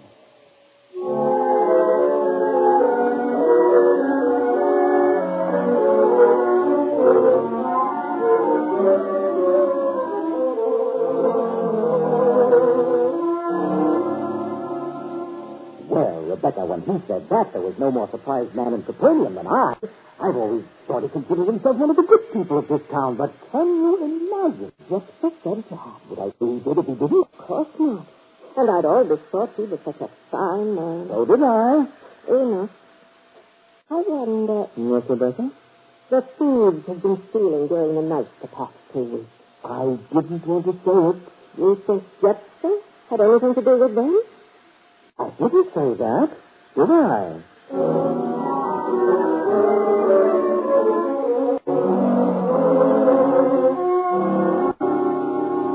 Well, Malachi, when I heard him say that about himself, I was shocked. Imagine flouting decency that way. You can't ever tell about a man, can you? Now, I'd have sworn Jephthah was as good a man as can be. The kind things he does. For that Burn boy, for instance. Maybe he does them for a purpose, huh? See what you mean. Yes. No one would suspect him if he went around doing kind things all the time. Certainly no one would accuse him of consorting with thieves, of bringing them food. He does that. What else is there under that napkin? Of course. Oh, it's too bad. I wonder how long this will be allowed to go on. Yes, I wonder, Malachi.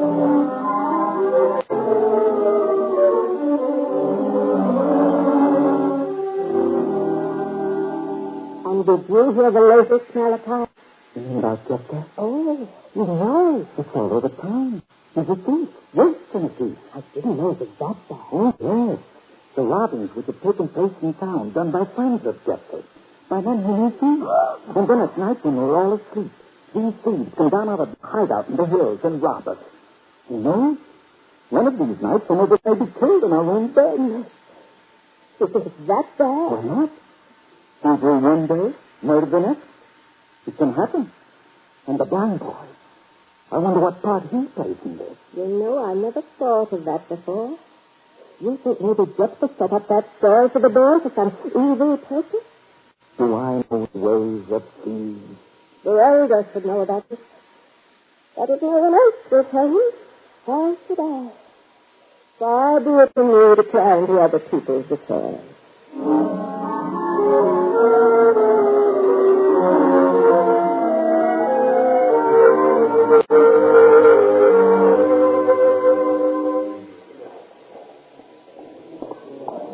Jephthah?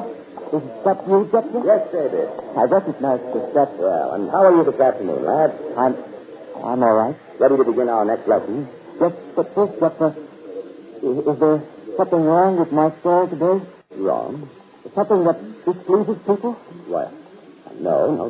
The fruit is all arranged as usual. You're right. Because, well, I heard the marketplace sound, as always, and as many people passed here today as ever before. And yet, only one person stopped here to buy any fruit from me. One person? Only one? Yes, Jephthah. That is strange. But then it's to be expected that some days will be less than others. Don't worry about it. Now, ready to begin? The 12th chapter of Kings. Wait, Jephthah. I hear a sound. Footsteps. Familiar footsteps. I think I know. Enoch? Ah, so you recognize my step this time. Good day, lad. Some fruit, Enoch? There's much to choose from today. I'm sorry, David, but due to certain circumstances, you will have to forget about my trade for a while. Just going away? No, but you see, people are becoming particular about where they buy their fruit, and your place here has become,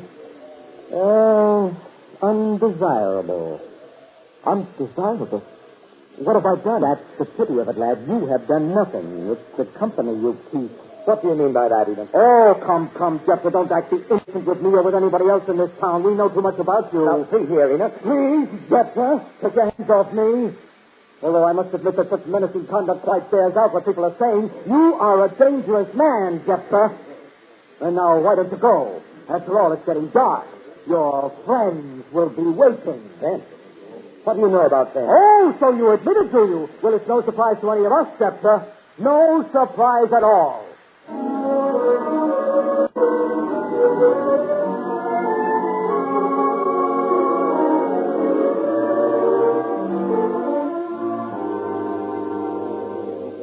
Well, David, how are you today?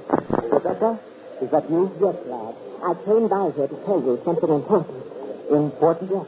No matter what happens, you are not to worry. Why should I worry? Just don't, that's all. You'll be well taken care of.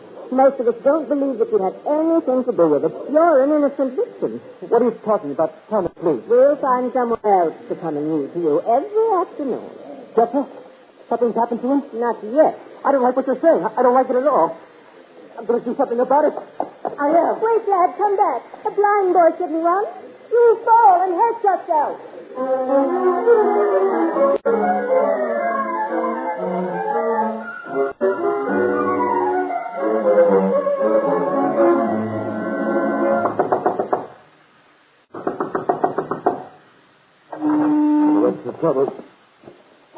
David. Yes, I came here as fast as I could. I'm glad the town held her. You can help. Who struck you, David? Tell me who it was, and I'll deal with him. No one struck me, sir. I fell several times while I was on my way here. But I had to get here quickly. It's terrible. Terrible. What is terrible? They're going to do something to Jeff, sir. Who? Everybody. They're all against him. You're the only one who can help. Please do something. Of course I will, lad. But the first thing is to take care of you. Sarah, bring a bowl of hot water and some cloths.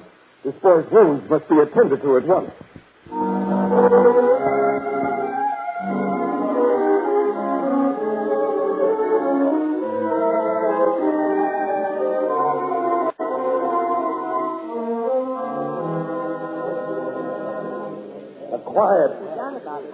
Quiet, everyone.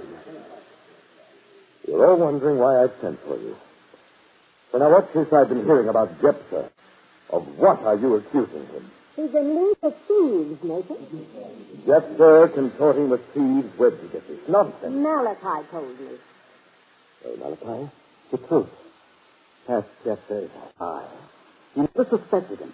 But he's one of the band. Feeds them by night. Yes, sir. You know this? Of course. Well, when did you see him do it? Oh, I didn't see him. Oh? But I know because Enoch told me. Enoch, what do you know about this? Just what the others know. And I suppose you heard it from someone else. Indeed, I did. Well, then, it's all gossip. Is it? Jephthah told me himself. I don't believe it. I'm going to find him. I'm going to ask him. And where will you find him, may I ask? At his house? No. At the blind boy's store? Indeed not. Because he's in neither of those two places. How do you know? It's very simple. We watch him every moment he's in town. And he just passed through the town gate a short time ago. You spy on him. The day we catch those thieves for you, you won't call it spying. And we'll catch Jephthah with them. Quiet, all of you. I did not realize that your tempers had been aroused to such a pitch. That being the case, I will have to take a hand here. Now then, the first thing you will all do is come with me. You find something at Jephthah's house? We're sure of that. I had not intended searching there. You're going to see the master. Why, I don't see what he has to do with it. I think he has a great deal to do with it. And with you, Enoch. Most of all. With me? Why did you speak to me so accusingly? I think you will know soon enough. Now, are you coming with me? Fortunately, we shall have no difficulty finding him. He has just arrived to spend the night here in Capernaum. I didn't know he arrived. Enoch, if you spent less of your time gossiping, you'd have more time to hear the good things. Now, come along, all of you.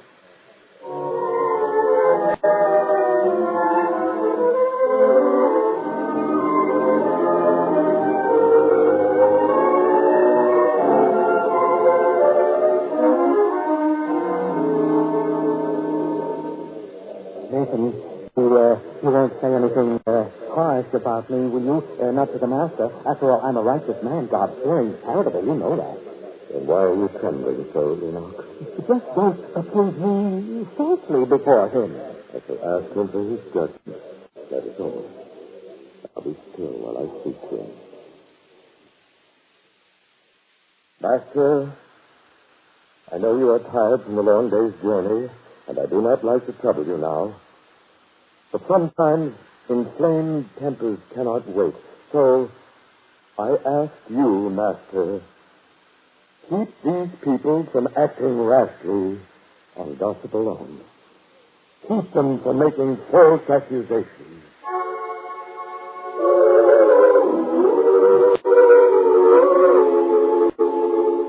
I say unto you that every idle word that men shall speak, they shall give an account thereof in the day of judgment.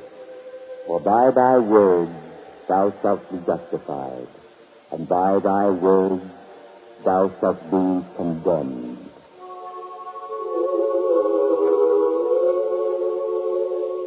Me? Condemned? I've done nothing wrong. How can you say that to me, Master? You have accused yourself, Enoch. Your own guilt has made you admit that the Master's words apply to you. Now, wait, all of you, listen to me. I want a chance to defend myself. You heard what the Master said. Men shall have to account for their idle words, for the gossip of the untruth they speak. We heard that, Enoch. Well, that does not apply to me because I speak the truth, and I'll prove it to you. What do you think of that? You can prove it? How? First, you must give me your promise that no word of my plan will reach Jephthah. Why must it be so secret? Because Jephthah shall trap himself. And, Master, when he does, I will bring him here to you. And then you shall see if I'm guilty of speaking idle words and carrying gossip. You shall all see. Tomorrow night.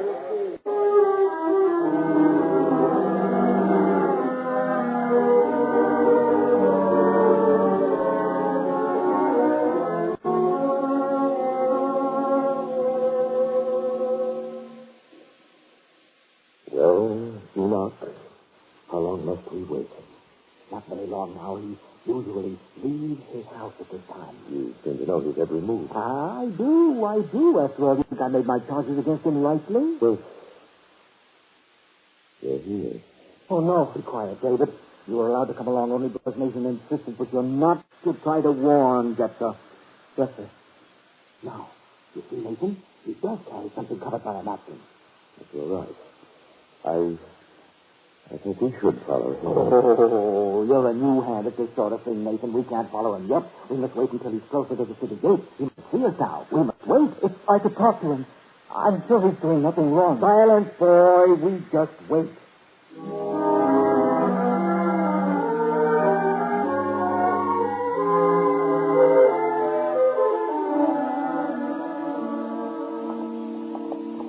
David, hold on to my arm. Yes, sir. Where are we now? Approaching the town gate. Can you see him? No, but Enoch says he knows exactly where to go. Indeed, I do. Jephthah doesn't go along the road the way honest people do, but he turns just outside the gate and goes off to the left and up the hillside. Easy, lad. I have your hand. You will not fall. Perhaps he ought to go back. He can't help it. He might only hinder us. Please, Nathan, I want to go. I want to find out for myself. The boy goes with us. All right, Nathan. So now we're at the gate. What next? Now, wait. Just one moment. Our luck. There's a bright moon tonight. There, Nathan. You see? What is it, sir? Jephthah. I can see him making his way up the hillside, moving among the rocks, but he's not moving very quickly. That's our good fortune. We can catch up to him if we hurry. Come! Come!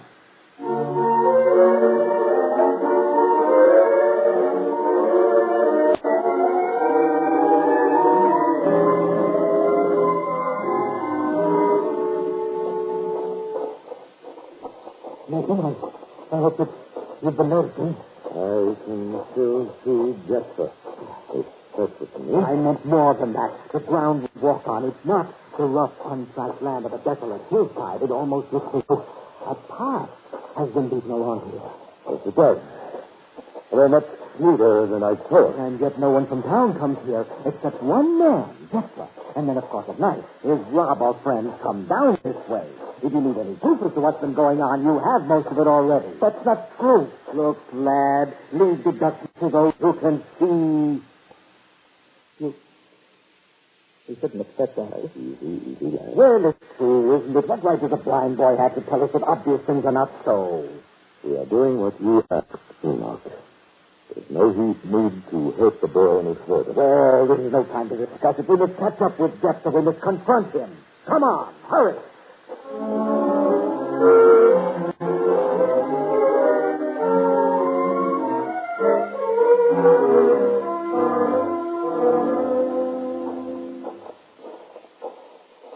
Close enough to Jephthah to be careful. He might hear us now if we make any loud noises or call out. Where is he going? That's what I'd like to know. I believe I have the answer. Well? The cave. Don't you remember? Or didn't you climb these hills when you were a boy? Yes, I did. And you don't remember the place called the Cave of the Bandits?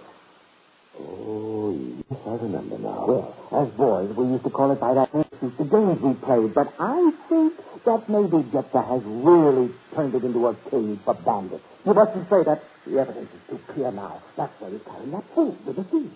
You don't even know if it is food, he'd tell you. I wager that it is. You lie. You lie about a fine man, a decent man, a good man. Quiet. I will not be quiet. I won't let you talk that way about him. Chester! You little fool, you'll pay for this. Chester! Wait for us! Wait! There. He heard. See, he turned around. I told you, Nathan, that we shouldn't have taken this boy with us. He's ruined everything. Maybe he hasn't. But Jeffrey's almost to the cave now. He can't deny that's where he's going. But he's waiting for us. We'd better catch up with him. Come. Hold fast to me, lad. Yes, sir. Hurry. Hurry. What do you want here, Nathan? Enoch, why have you dragged this poor lad all the way up here? You find out what we want. Well? Chester? Yes, lad. Chester, they've been saying all kinds of horrible things about you. That you're a friend to Steve, that you carry food to them. Tell them it's a lie. Show them what you have hidden there under that napkin. Well, Jeffrey, tell them that it isn't food. What's the matter? Why didn't someone say something? Yes, Jeffrey. Show us what you have there. Remove the napkin. All right. There. Ah, you think it is food. I told you. No, Chester, there's a mistake. No, lad, no mistake. And now that you've found out, why don't you all get back? Oh, no, we're going to see this too. Why, food. Where are you taking it? To the cave? Yes, to the cave. Then that's where we're going. There's danger, I tell you. If anything happens to us, you will answer for it, Jeffrey. It's up to you to keep your friends from harming us. I had to warn you, that's all. Now, come. I'll lead you the rest of the way.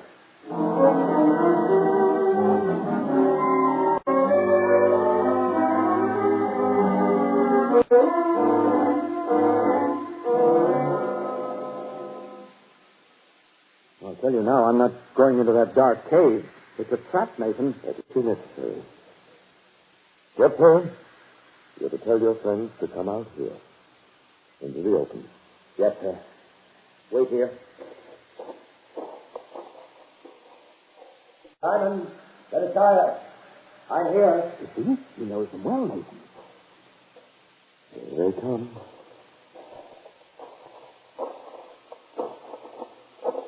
Here they are. Full thieves. Thieves, told you. I'm going to take a good look at them. I'll see if there's anyone we know. You there. Stand still. Don't move. I want to see who you are. Turn your face this way toward the moon. I want to take a good look at... Look. What is it? Do you know them? Look. Look. Leopard. Leopard. Come. When get away from here quickly. I told you, Enoch. So-called decent people wouldn't approve. They let these poor men starve to death rather than come close to them. I couldn't do that. I'm sorry. That's why all this had to be done secretly by night. You see, Nathan, my friend wasn't helping Steve. Yes, I know that now. Enoch, you almost had me believing your slanderous story. It shows the evil power of idle gossip. Even reasonable men can be misled by it. But it seems so logical. We made Jephthah an outcast because he pitied the unfortunate and fed them. And he was right. We so-called decent people shrink from these sick men, let them starve. And yet for his courage and kind heart, we persecuted and accused Jephthah. Now, Enoch, are you ready to return to the master with your proof? They forgive me, Jephthah. And you too, David. I thought I was a decent man, kind, charitable. But I've been an evil man, carrying the idle word from one person to another, sowing hatred and suspicion. I shall return to the master. I shall admit my guilt. I shall ask to be forgiven as should all those who have spoken falsely against others.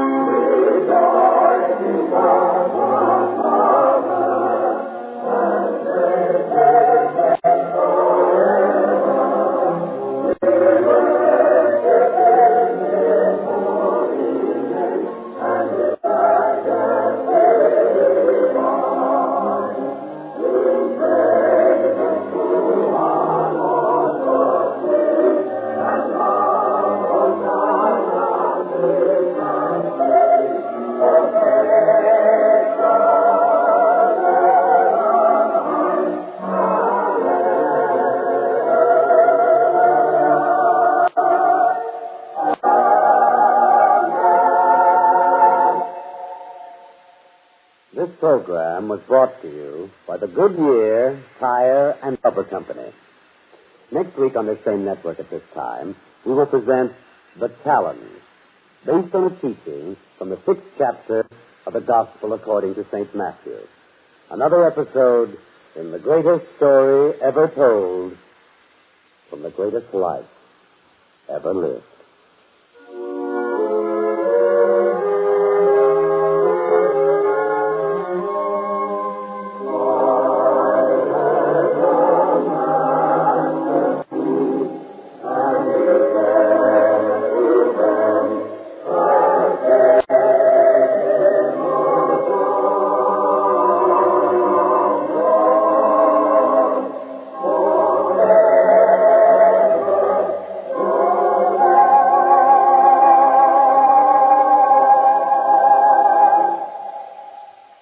This is the ABC.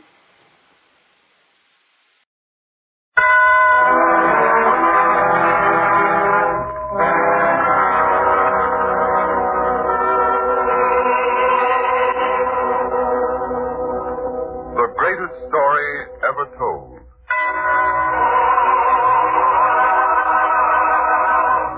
Presented by the United States Armed Forces Radio Service.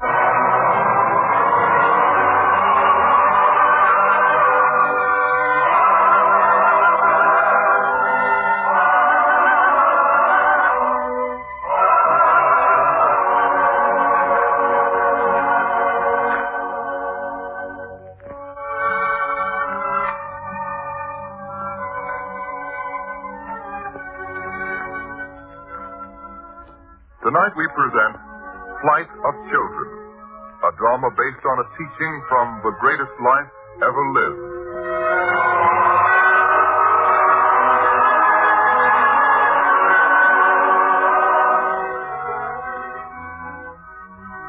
In the town of Emmaus this day, everyone has the holiday feeling, though it is an ordinary day. People glance toward the town gate every so often, as though they expect some important person to arrive. The lepers outside the town walls, and the beggars at the gate, all of them, wet their lips anxiously in anticipation of a feast. And in the great house of Joel, special preparations go on, for a feast of welcome is being prepared. Boys, let's come off now for the bread. Let me see. Oh, that's very good. You may begin banking this fire. The ox is well roasted. Yes, mistress. Boy, quickly. I want you to bank this fire. And the lambs here. Let me taste of those. Yes, of course. There. Not quite. Have them turn the sticks more slowly. After all, Seth always liked lamb browned to a crisp. Yes, mistress, it shall be done. Everything to your son's taste. Good. And, that child. Ruth, dear. Yes, Aunt Eunice? Child, you've been underfoot all day. You shouldn't be here in the kitchen. But you said everyone would have to help. Yes, I did say that. But now you and I will go outside for a breath of air, shall we? Oh, yes. Well, it shall all be the way I planned. I hope so, Aunt Eunice. Why does he stay away so long? It's the way of some men to travel, to see things. And he's been all over the known world. To think that I would have a child who would see the whole world. He's not a child. He's a man. To a mother, even men are children. What's he like? Is he tall? Does he smile much? I forgot. You've never seen him. He left here before you and your mother came to live. Well, he is tall, and he does smile, especially his eyes. He used to have the gayest eyes I've ever... I wonder why I said that. What, Aunt Eunice? That he used to have the gayest eyes. What a strange thing to say. He won't mind my being here, will he? I mean, Mother and I. Why, of course not. What kind of kinsman would he be if he turned from his own relation? But about your mother, how is she feeling today? Not too good. Then we should go to her room to see her at once. Come. Mistress, he's here. Seth? Yes, mistress. Someone saw from the window. Look. Yes. We should go to greet him. No, child. I'll go to greet him alone. Seth! Mother. Oh, Seth, 6 years. 6 long years. Please, Mother. Seth, what is it? People are watching. Let them watch. My son is home. That's all that matters. Oh, Seth. Mother, this has to come out sooner or later, so we might as well face it now. You're not to call me Seth. What do you mean? Seth is a perfectly good name for this provincial country and this town. But in Rome and in Greece, it seemed better to call myself Sylvanus. That's my name now. Oh. Son, let me look into your eyes. My eyes? Just let me look into them. Yes. But how I wish I'd been wrong. What do you mean, Mother? They used to be the gayest eyes. Come, son. We must prepare for the welcome feast. Oh, does that account for all the beggars and lepers waiting about the gate? I suppose they expect to be fed, don't they? It's the custom. A way to show how thankful we are when a loved one returns. Get rid of them. They offend me. We can't do that. Your father left us too good a name to despoil in that way. But I told you, the very sight of them is offensive to me. Then, son, this one time you'll have to be offended. We can't turn them away. Now, come. We must get ready for the feast. Yes, Mother. But I can see there will have to be changes around here.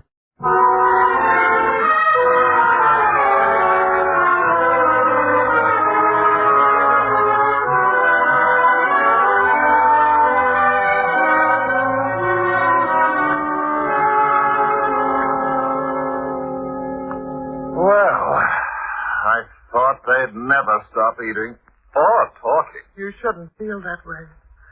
After all, they came only to honor you, to celebrate with me the return of my son. That doesn't make eating with them any the more tolerable. But I noticed one thing, Mother. When all the others left, one guest seemed to stay on. Strange guest. A child. Oh, of course. In the excitement, I forgot. Ruth! The poor child wanted so much to meet you. Ruth. Yes, Aunt Eunice? Come in here, my dear. Meet your Uncle Seth. Your Uncle Sylvanus. How do you do, Uncle? Huh? Am I related to that? Son, please. She's the daughter of your cousin Malachi. When he died, I asked the child and her mother to come to live with us. Oh, there's a mother, too. I don't think I saw her. She wasn't at the feast. She's ill. Ill? I see. Now then, child, do you like it here? Yes, Uncle Seth. Well, in the first place, I'm not your uncle, only your cousin, twice removed, so we shall dispense with the uncle. Secondly, my name is not Seth, but Sylvanus. Thirdly, you shall call me Sir. Now, this is quite new to me about your mother and you. I don't know as I like it. What do you mean, sir? It's part of my idea, my new idea.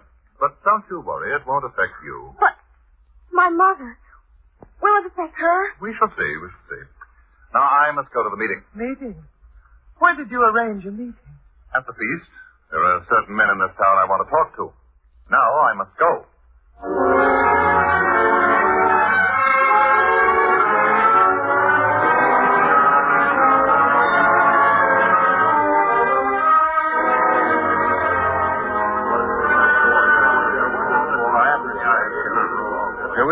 seem to be here, the meeting shall come to order. Friends, I, for one, am looking forward very anxiously to hearing our newly returned traveler. After all, never before has any man from our town traveled so extensively, seen so much, and returned to tell us about it. Sylvanus? Well, gentlemen, it's good to be back home again. Things are quite the same as they were when I left years ago. Did you hear that? Now, at first blush, you might pride yourselves on that. But I say it's too bad. Very much too bad. Now, wait. Hear me out. You haven't had the advantages of travel and education and experience that I've had. There is a new tide sweeping the world. It is power. Ruthless power. Yes, Caesar rules the world today. And why? Because we have been too soft. I return here, and what do I see? Beggars and lepers and sick people living on food we work hard to raise. And they add nothing to our welfare as a people or a town. And suppose they don't? They still have to live. Do they? Well, now wait, let me prove what I say. Mordecai, how many people live in this town now? Roughly 2,300. There, you see. When I left here, there were barely 1,800. Now then, do our farms produce more grain? Do our sheep give more wool? Our cattle more meat? No. Yet there are more mouths to feed. Useless mouths. The useless people are taking food from the productive people. And food is too precious to be wasted. Are you suggesting that we kill off the aged, the sick, the beggars? Well, in Sparta, over 400 years ago, they destroyed sickly children at birth and produced a very hardy people. But I don't suggest that here. We won't harm anyone. Just turn them out, I say. Let them provide for themselves. Go elsewhere. Eventually, there'll be no more problem. Likely because they'll starve to death. Likely. But it's against 1,000 years of our tradition. It's not the way I was brought up to turn from those who need help. How could I ever face the master again if I took part in such a thing? The master? I should have known from the way you talked that you hadn't ever heard of him. I'm getting out of here. And so will every other decent man. Oh, wait, friends, wait. If Elisha wants to go, he's free to do so. He's merely indulging his own stupid sentimentality. Am I? Well, I've heard enough. What? It's good we found out about him before it was too late. Now then, listen to me. In this world, food is strength. Knowledge is strength. Usefulness is strength. And all else is weakness, including sentimental ideas about caring for the weak. Everyone who works eats. All the rest eliminate themselves by starvation. It's the only way. I don't know. What about children? Fair to be fed, with an eye toward their usefulness later on. Now then, what do you say? Will you work for growth and advancement of our country, or for your own eventual destruction? The choice is that clear.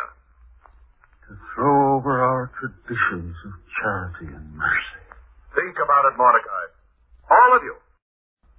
Do you want to be a nation enslaved to Caesar forever? Do you?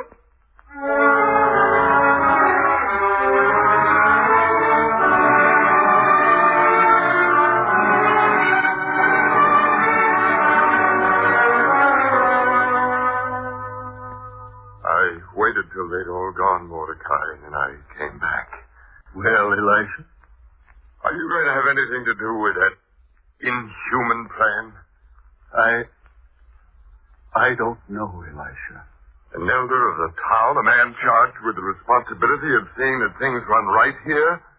And you don't know? I know that on the surface it seems harsh and unjust. But could it be anything else? That young man has traveled, studied, seen. What do we know of the world, spending our lives here in this little town? It's true that one day Caesar's legions came here and we were engulfed. That much is true. And perhaps because of just what Sylvanus said, we were weak. Sylvanus. The name Seth isn't good enough for him anymore. You resent him because he's had the chance to grow more than we, to get a better view of this world. Then you're going along with him. Well, on the basis of simple figures, it's clear that there's no food to waste in this world. The people who can't work are really stealing from those who can every time they eat. I see. Well, I've wasted my time trying to talk to you, Mordecai. You'll excuse me.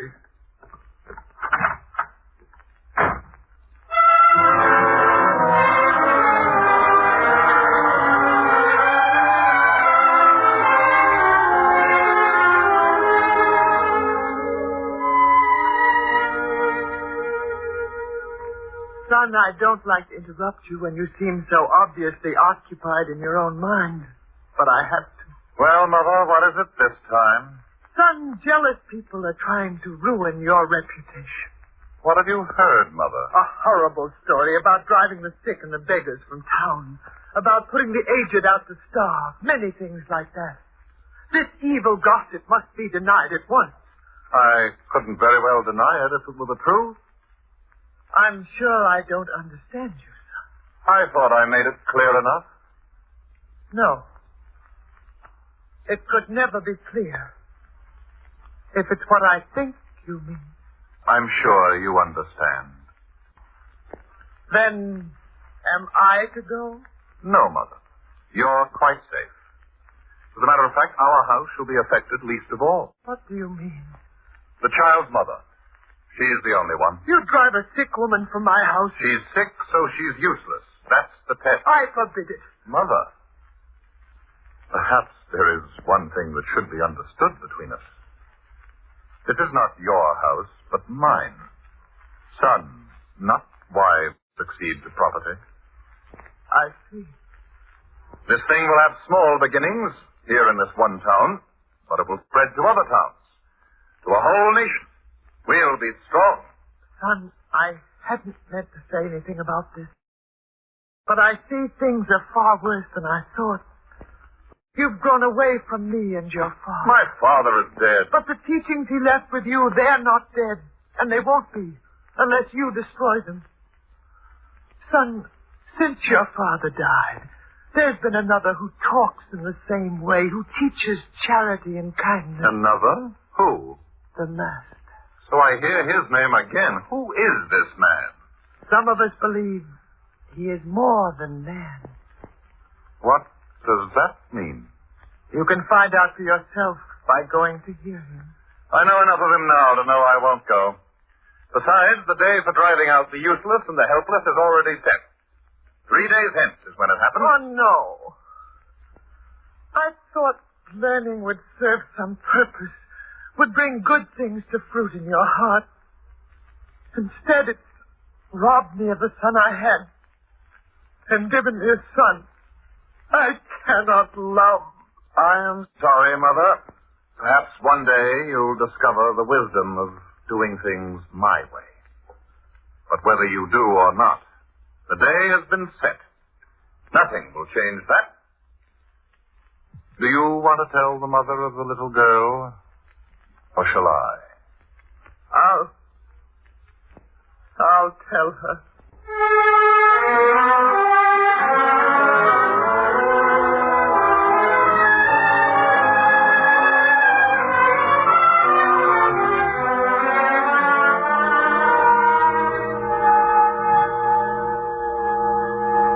Miriam, my dear, I have to talk to you. Yes, Eunice. Is it about your son? About why he's never come here to my room to see me? I quite understand. Ruth tells me he's very busy. Has been ever since he returned. It was partly about that. You don't have to worry. We understand. Don't we, Ruth? Yes, Mother. But this is different, my dear. It's about... Well,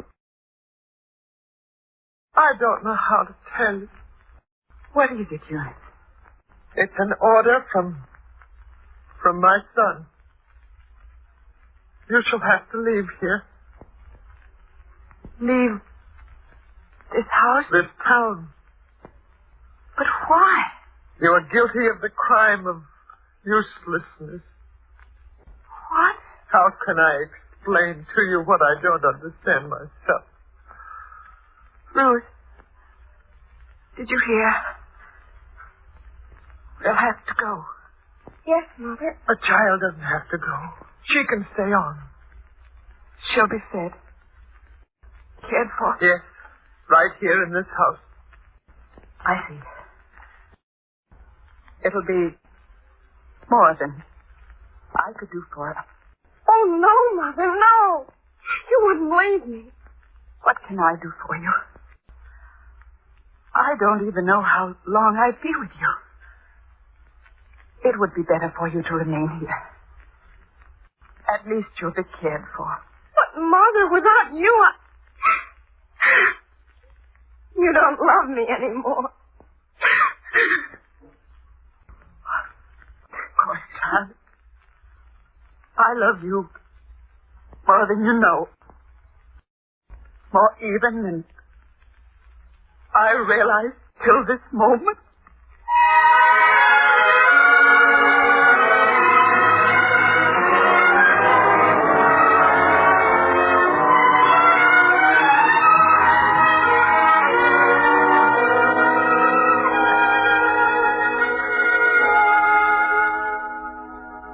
I've made up this bundle of clothes for you, my dear.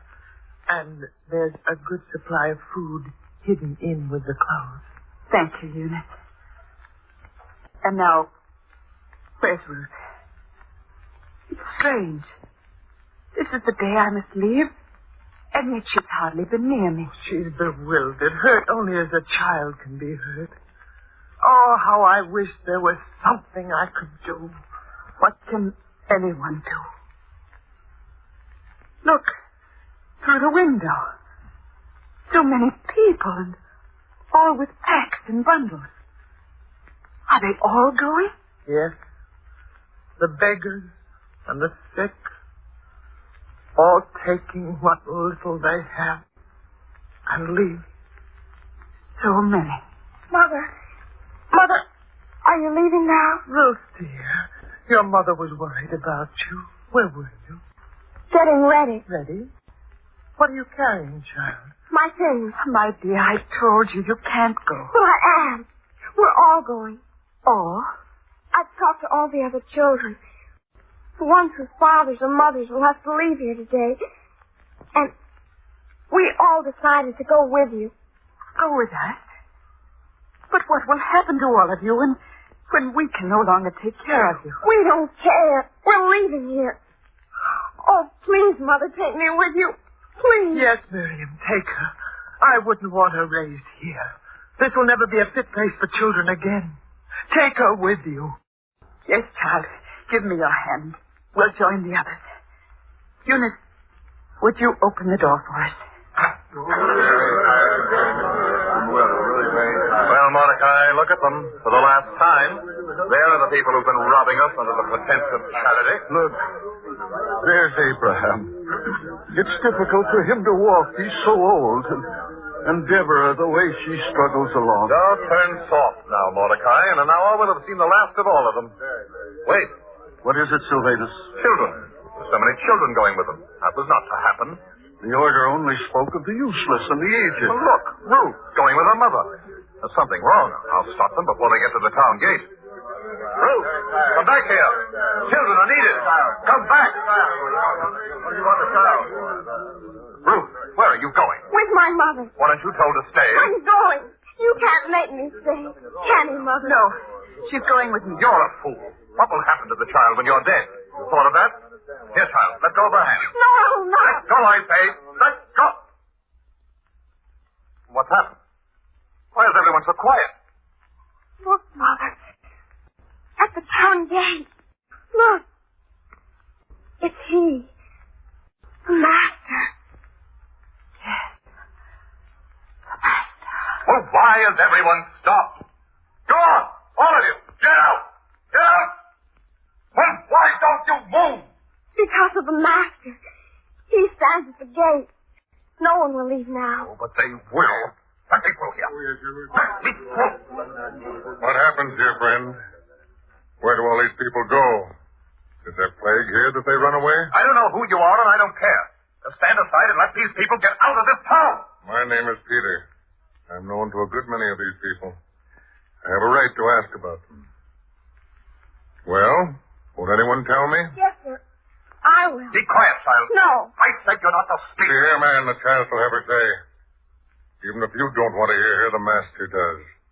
My friends and I, we do too. Come, my dear, tell us. Sir, we had no trouble here till this man came back. And now my mother, all of the sick people, and the old people, the beggars, they must all leave here. Who says so? Where's the elder of this town? Where's he? Here I am. Is it on your order that these unfortunate people are forced to leave here? Why? For what reason? Well, Sylvanus here. Yes, the idea is mine. Those who cannot be useful must leave. The only way to provide plenty for those who can be useful. I never heard of such a thing. Sir, he meant it all while he was away. Before he came back, I used to dream about him.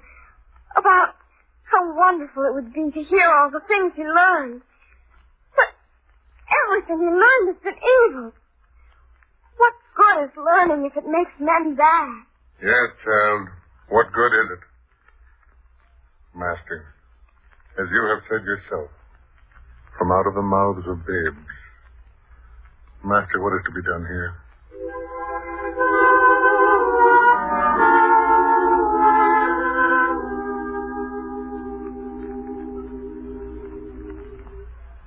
The light of the body is the eye. If therefore thine eye be single, thy whole body shall be full of light. But if thine eye be evil, thy whole body shall be full of darkness. If therefore the light that is in thee be darkness, how great is that darkness?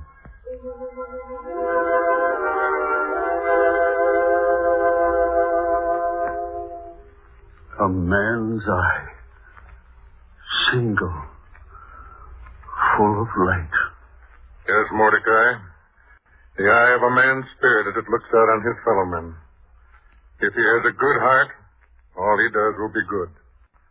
But if his heart and eye are evil, all he does will be evil. All his knowledge will be twisted to evil purposes. Master, forgive me. The fault is mine. How could I have deserted the traditions of our people?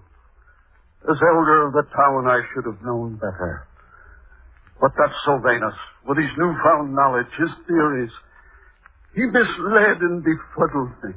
The child here. She said it.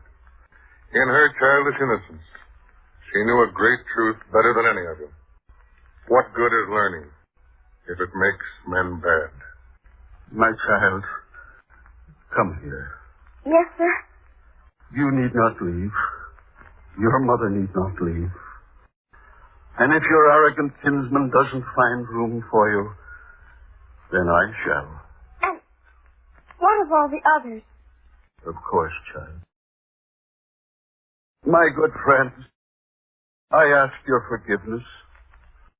I was badly mistaken. I should have asked as did the child.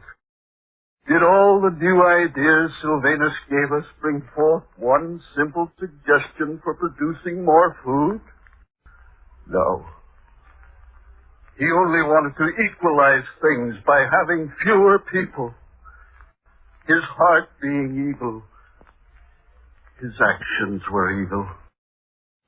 Well, his ideas shall never hold sway here again.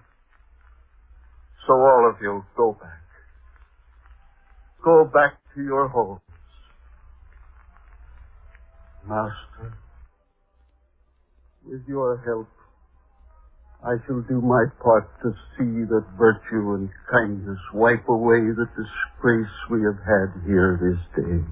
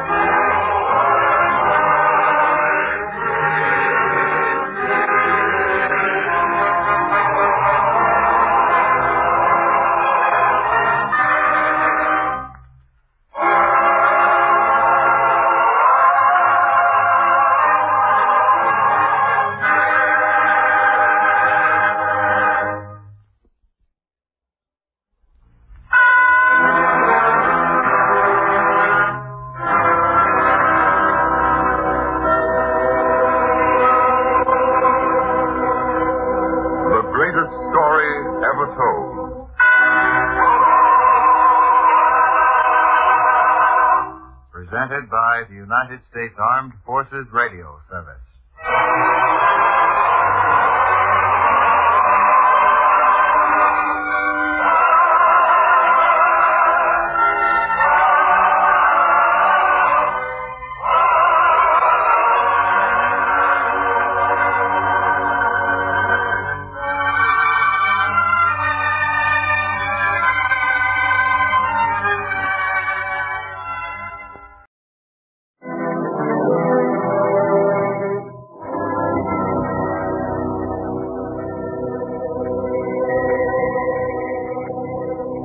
The greatest story ever told.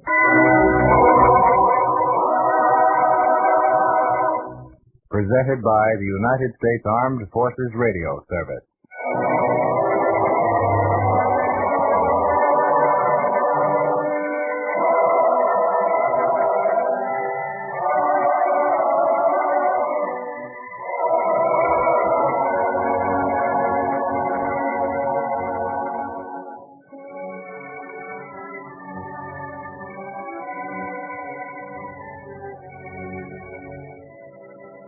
Tonight we present The Unbelieving, a drama based on a teaching from the greatest life ever lived.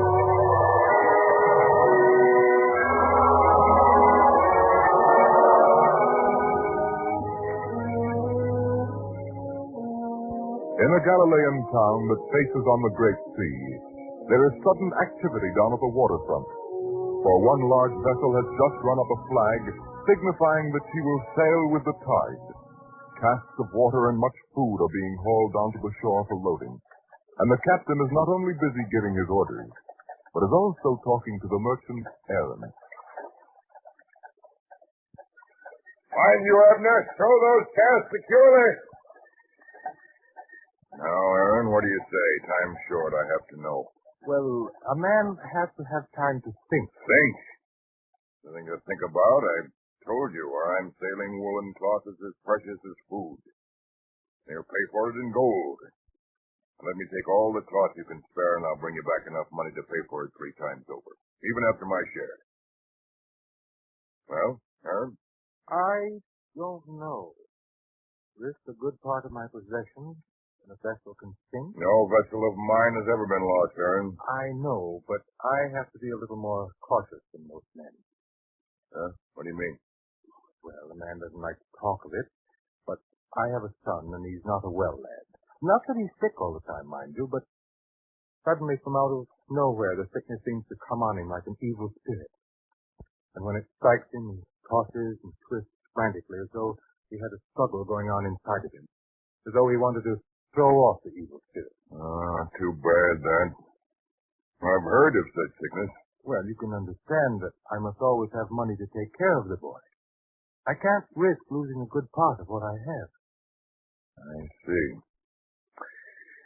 Well, I'll find another merchant who'll do it. Now, wait. I'll return to the house, talk to my wife.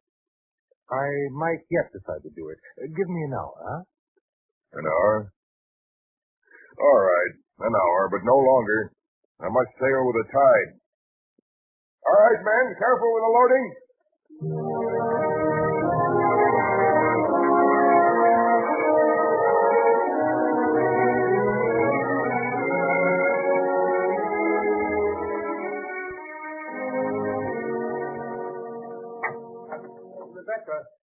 Rebecca. Yes, Aaron, what is it? You're out of breath. Is there something wrong? Oh, no. It's just that the time's come to make an important decision. It must be made in a hurry. I want your advice. Well? If we could triple our money... Triple it? How? All I have to do is entrust most of my stock of woolen cloth to Nathan, the sea captain. He'd take it to a port where he assures me he can sell it for 3 times its price here. Nathan? He's a very honest man. And a good captain, too. Why not do what he asks? Well, you know how the seas are. Gales blow up suddenly. Huge waves. Treacherous rocks. Anything could happen. But isn't that one of the risks of doing business? Is it a risk I can afford to take? After all, we must think of Michael. There must always be enough money for him. Oh, Aaron. Aaron, why did it have to happen to our son? Our only child. Did anyone ever expect it? The first time it happened, I thought the end of the world had come for us. And ever since then, it's been uppermost in my mind. That's why now I have to consider how this could affect him. Still, you have to believe in something. You have to believe that things will work out right. Believe? You're reproaching me again, Rebecca. Oh, no, Aaron. I'm trying to help you. You know me better than anyone does, my dear. That I'm a man who believes only what he knows. A fact is a fact, and there's nothing more. Aaron, tomorrow the master will be here again. No, please, don't ask me to go. It would be mockery. I don't believe. Can't believe. I don't belong there. If you'd only try. Don't make me do it. Not if you won't feel right. But now, what are you going to tell Nathan? I think I know what I should tell him. You'll do it? No. But why? The fact. We must bear them in mind. The ship can sink. The cloth can be lost. Those are fears, not facts. But they can happen. They can be facts. All right, dear. Any decision you make will be good enough for me. Then I'll tell him. Oh, but before I go, is the boy here? Yes. Good. I want to see him. To make sure he's still in good health. I'll call him for you. Michael, your father wants to see you a moment. Yes, Father? You want me? Yes, son. How do you feel today? Why, fine, Father. Very well. Why? Why? Must the father explain because he cares about his son? Must he, lad? Come here. Yes, Father. Now then, hold out your hand. There. Copper coin for you, Michael. And you're to spend it on something frivolous. Something that's no good at all, but something you'd like to have. Promise? Yes. But why? Just because you're a fine lad? Strong? Healthy? That's why. And now I have to go down to the waterfront. Business, you know. Thank you very much, Father.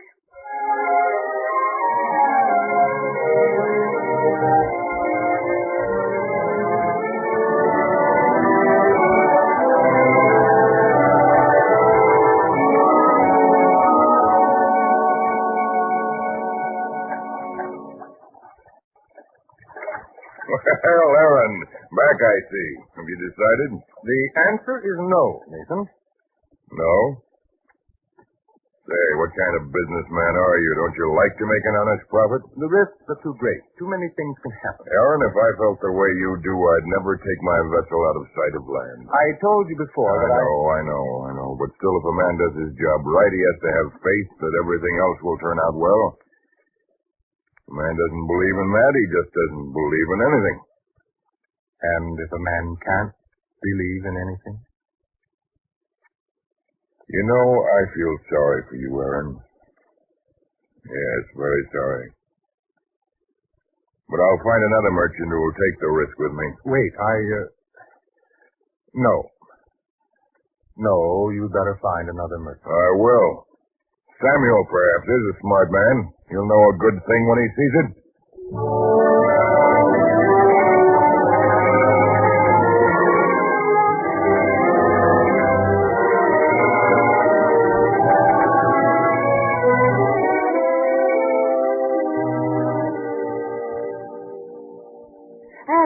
Aaron, I'm glad you're early today. What is it? Not the boy. Oh, no. Samuel has just come by to see you. He's in here. Samuel? Oh. Please, dear, at least be polite about it. Of course. Well, Samuel, good to see you. I must congratulate you on your good luck. The best transaction I ever made. You know, Nathan said 3 times the price. Actually, it was more than that. So I understand.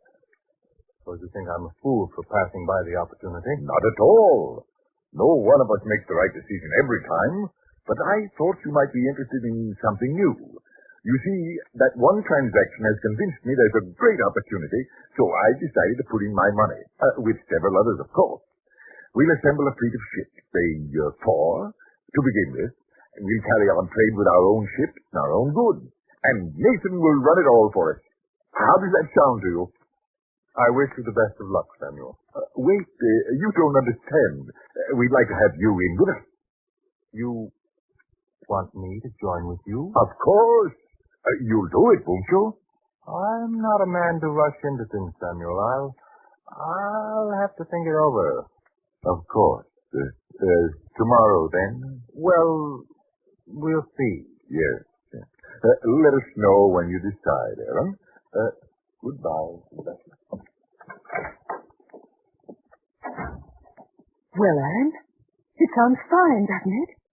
I don't know. One man among many. Don't you see what that means? I won't really have control over my own money. But if you can all make more money together than you can singly, isn't it worth it? But to let others decide what to do with my money, I don't have faith in it. Oh, I see. Understand, I don't say they're dishonest. But men are a little more lax with money that's not so. You mean you're not going to do it? I mean I won't jump at it. I'll think about it.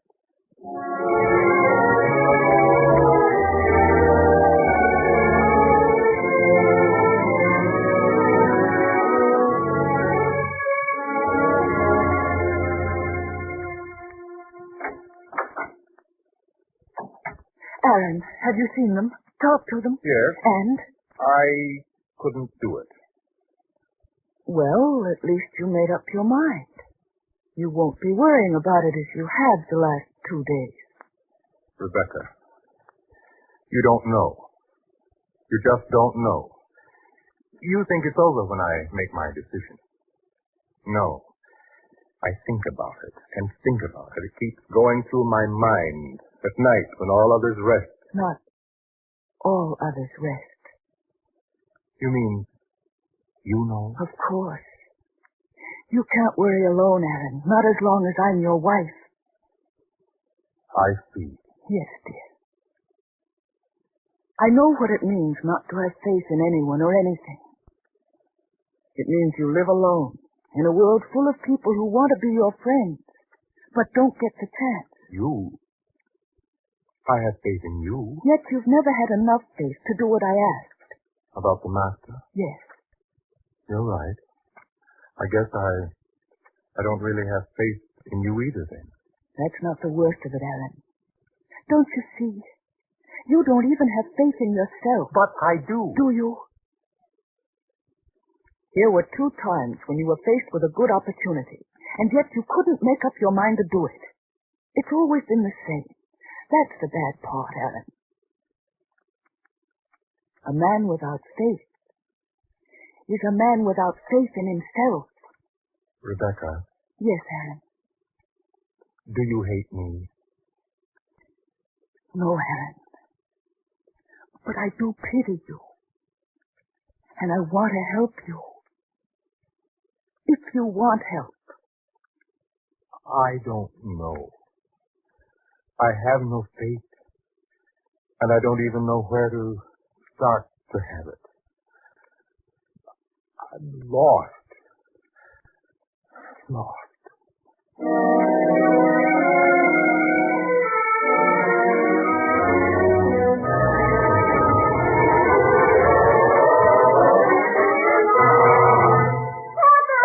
Michael? Aaron, did you hear anything? What? Did I He hear? called out. We must go to him. Michael!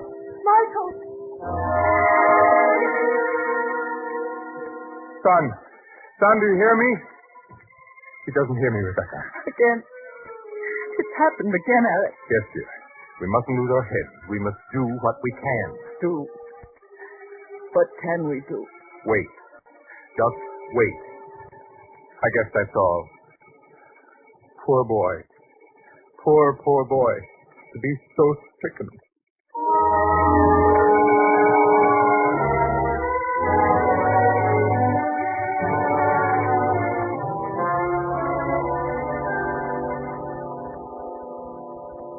Son, this evil thing will pass. It has to pass. The way he struggles. It was never quite so bad as this before. If only we could talk to him, give him courage, let him know that we're standing here beside him in this moment. We can say nothing, do nothing, just wait and watch. And pray. I wish you would, Rebecca. And you? I'm lost a time like this. It's the price of not believing. You pray, my dear, for both of us.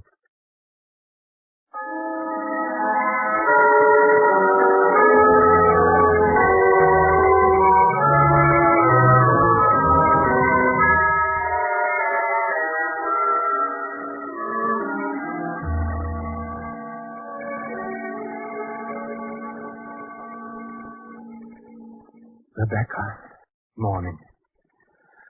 I wondered if it would ever come. I must go in and have a look.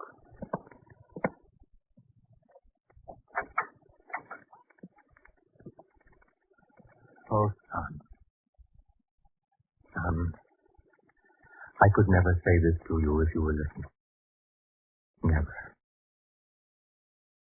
Maybe you wonder.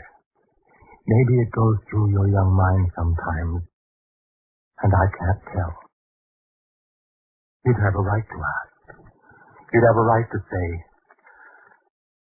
Father, can't you do something for me? Can no one lift this curse from me? Yes, you could ask that.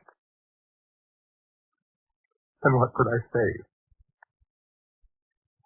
Only that I've done all I can. But there doesn't seem to be anything that can help. Aaron, You heard. Yes. I'm sorry. Haven't I thought the same many times? I guess there are some things a man should never say. He should never say he's done all he can. Haven't I? No, dear. So many physicians, they've all said the same, done the same. Say they're sorry, shake their heads. I wasn't suggesting that you take him to another physician. Oh. I know what you mean now. Yes. The master. You want me to take him? A man who doesn't believe? You could, if you wanted. No. You don't really understand what goes on inside me. Other times... Mother? Michael, you're here. And you too, Father. Yes, Michael. We're here. Only waiting for you to wake up, son. See? Look out there. It's morning. You've just awakened. It was a bad night, Father. You must have dreamed it. It came so suddenly. I was frightened. I wanted you and Mother, but you weren't here.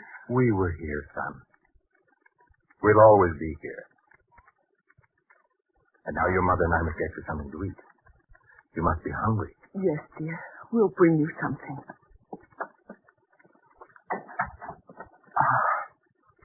Is better. Only for the moment. You know how it's been before. Yes, I know. Then won't you do what I ask? I wanted to. But there's nothing within me that responds. All things I know, I must know through seeing, feeling, experiencing. Only after that can I believe. I'm only asking for our son's sake. You could take him. No, Anne. You're the one who must do it. Try.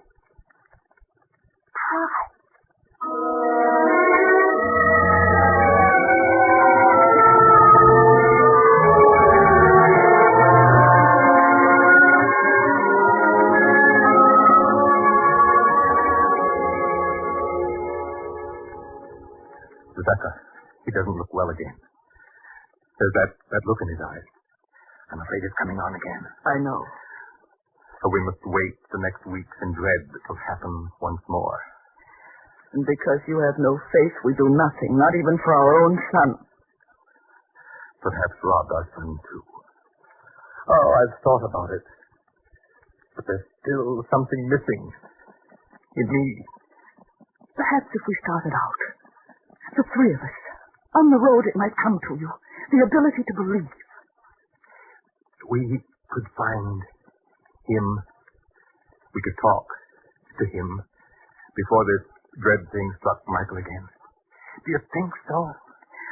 We could at least try. For our own son. Oh, Aaron. Aaron, give him his chance before it's too late. The next time he may die. Please, Rebecca, don't cry. This time I'll do as you say. For the boy's sake, we'll go.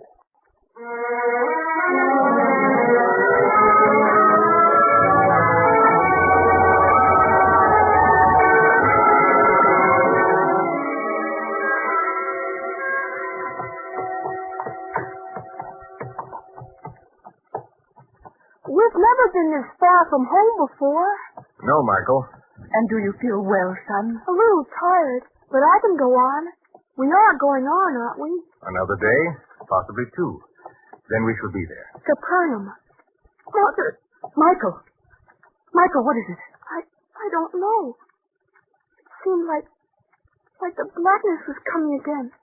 Mother, and... I have him in my arms. There. We must set him down to rest a while.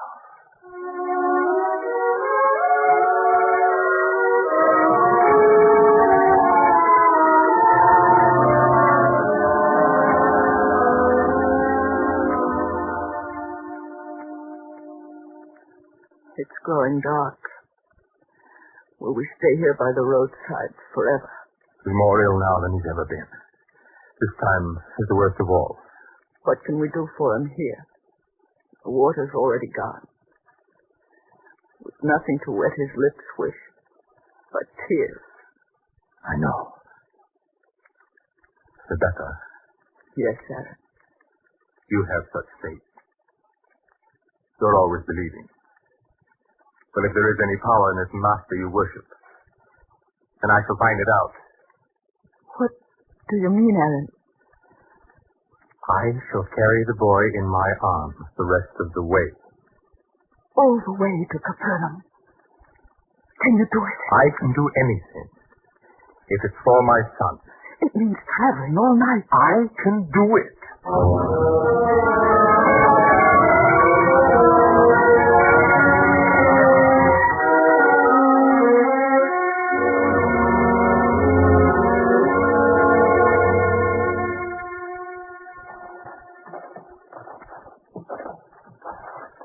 Aaron. Aaron, you should rest a while. Capernaum. That's the place I'll rest. But you've been walking all night. And I shall keep on. How is he now? The same. His body still struggles. At times I think he's ready to cry out. But he never does. Does he burn? Where his head rests against my chest. Feels very warm. Then we should stop to bathe his head. With what? No. We'll keep going. Till we see the city wall of Capernaum. Come, hurry.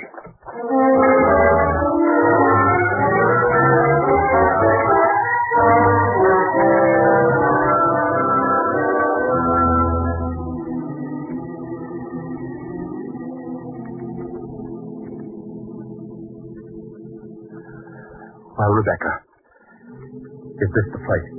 Yes, Aaron. All these people have come here to see him. Then point out the master to me. I shall lay my son at his feet. Let me look. Hurry, Rebecca, or our son dies. I can feel it. There. Do you see him? The one who stands surrounded by all the others? Yes, Aaron. Then I shall go to him. But you must speak for me, Rebecca. No, Aaron. It must be you. What shall I say to him? Master, I don't believe in you. And because I don't believe, I want you to hear my son who dies. No. You speak for me, Rebecca. Aaron, you've always said you wanted to believe and weren't able. Well, this is your chance. Tell him, honestly and humbly, what's in your heart. And then see if he'll help you to believe. Our son's life hangs on it. If I didn't have faith, I wouldn't be here. Go, Aaron. You ask him. Then be with me, Rebecca. Beside me.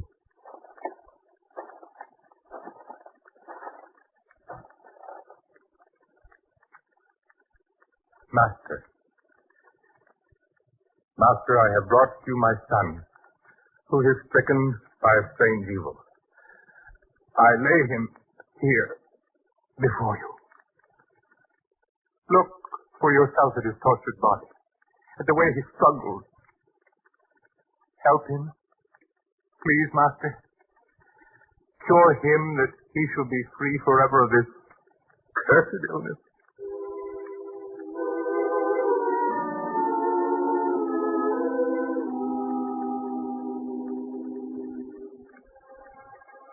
How long is it ago since this came unto him? Since he was a little child, Master. But now, this moment, he seems closer to death than ever before. Master, if you can do anything, have compassion on us. Help us. If thou canst believe, all things are possible to him that believeth. Believe? This moment more than any other, would I want to believe? Yes. I want to believe. Help me, Lord, in my unbelief.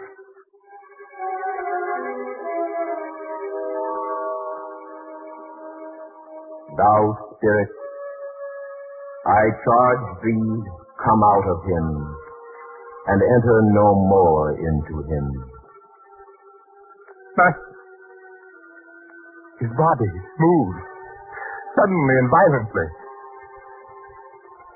Now he's calm, as though he's dead. Oh, Master. Master, why do you reach down to take his hand? And you lift him up, Master.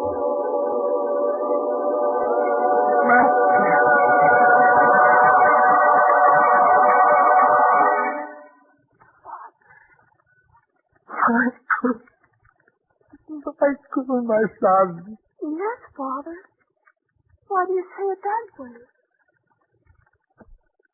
Rebecca, look. Our son. Well. Alive.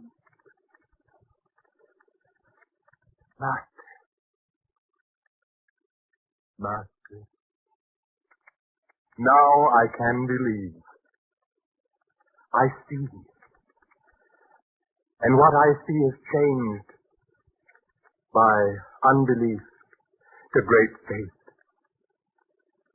I have faith in you, in my fellow men, in my wife, even in myself. My whole life has changed, Lord. I am no longer alone.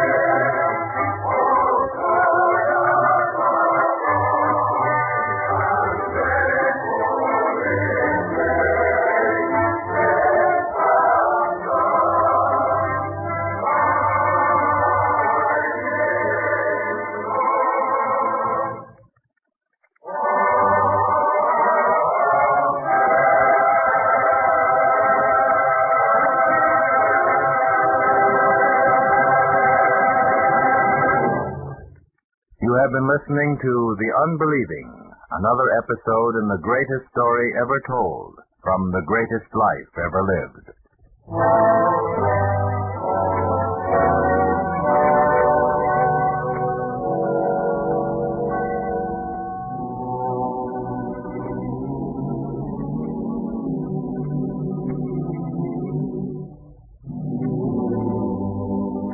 The Greatest Story Ever Told was a presentation of the United States Armed Forces Radio Service, the voice of information and education.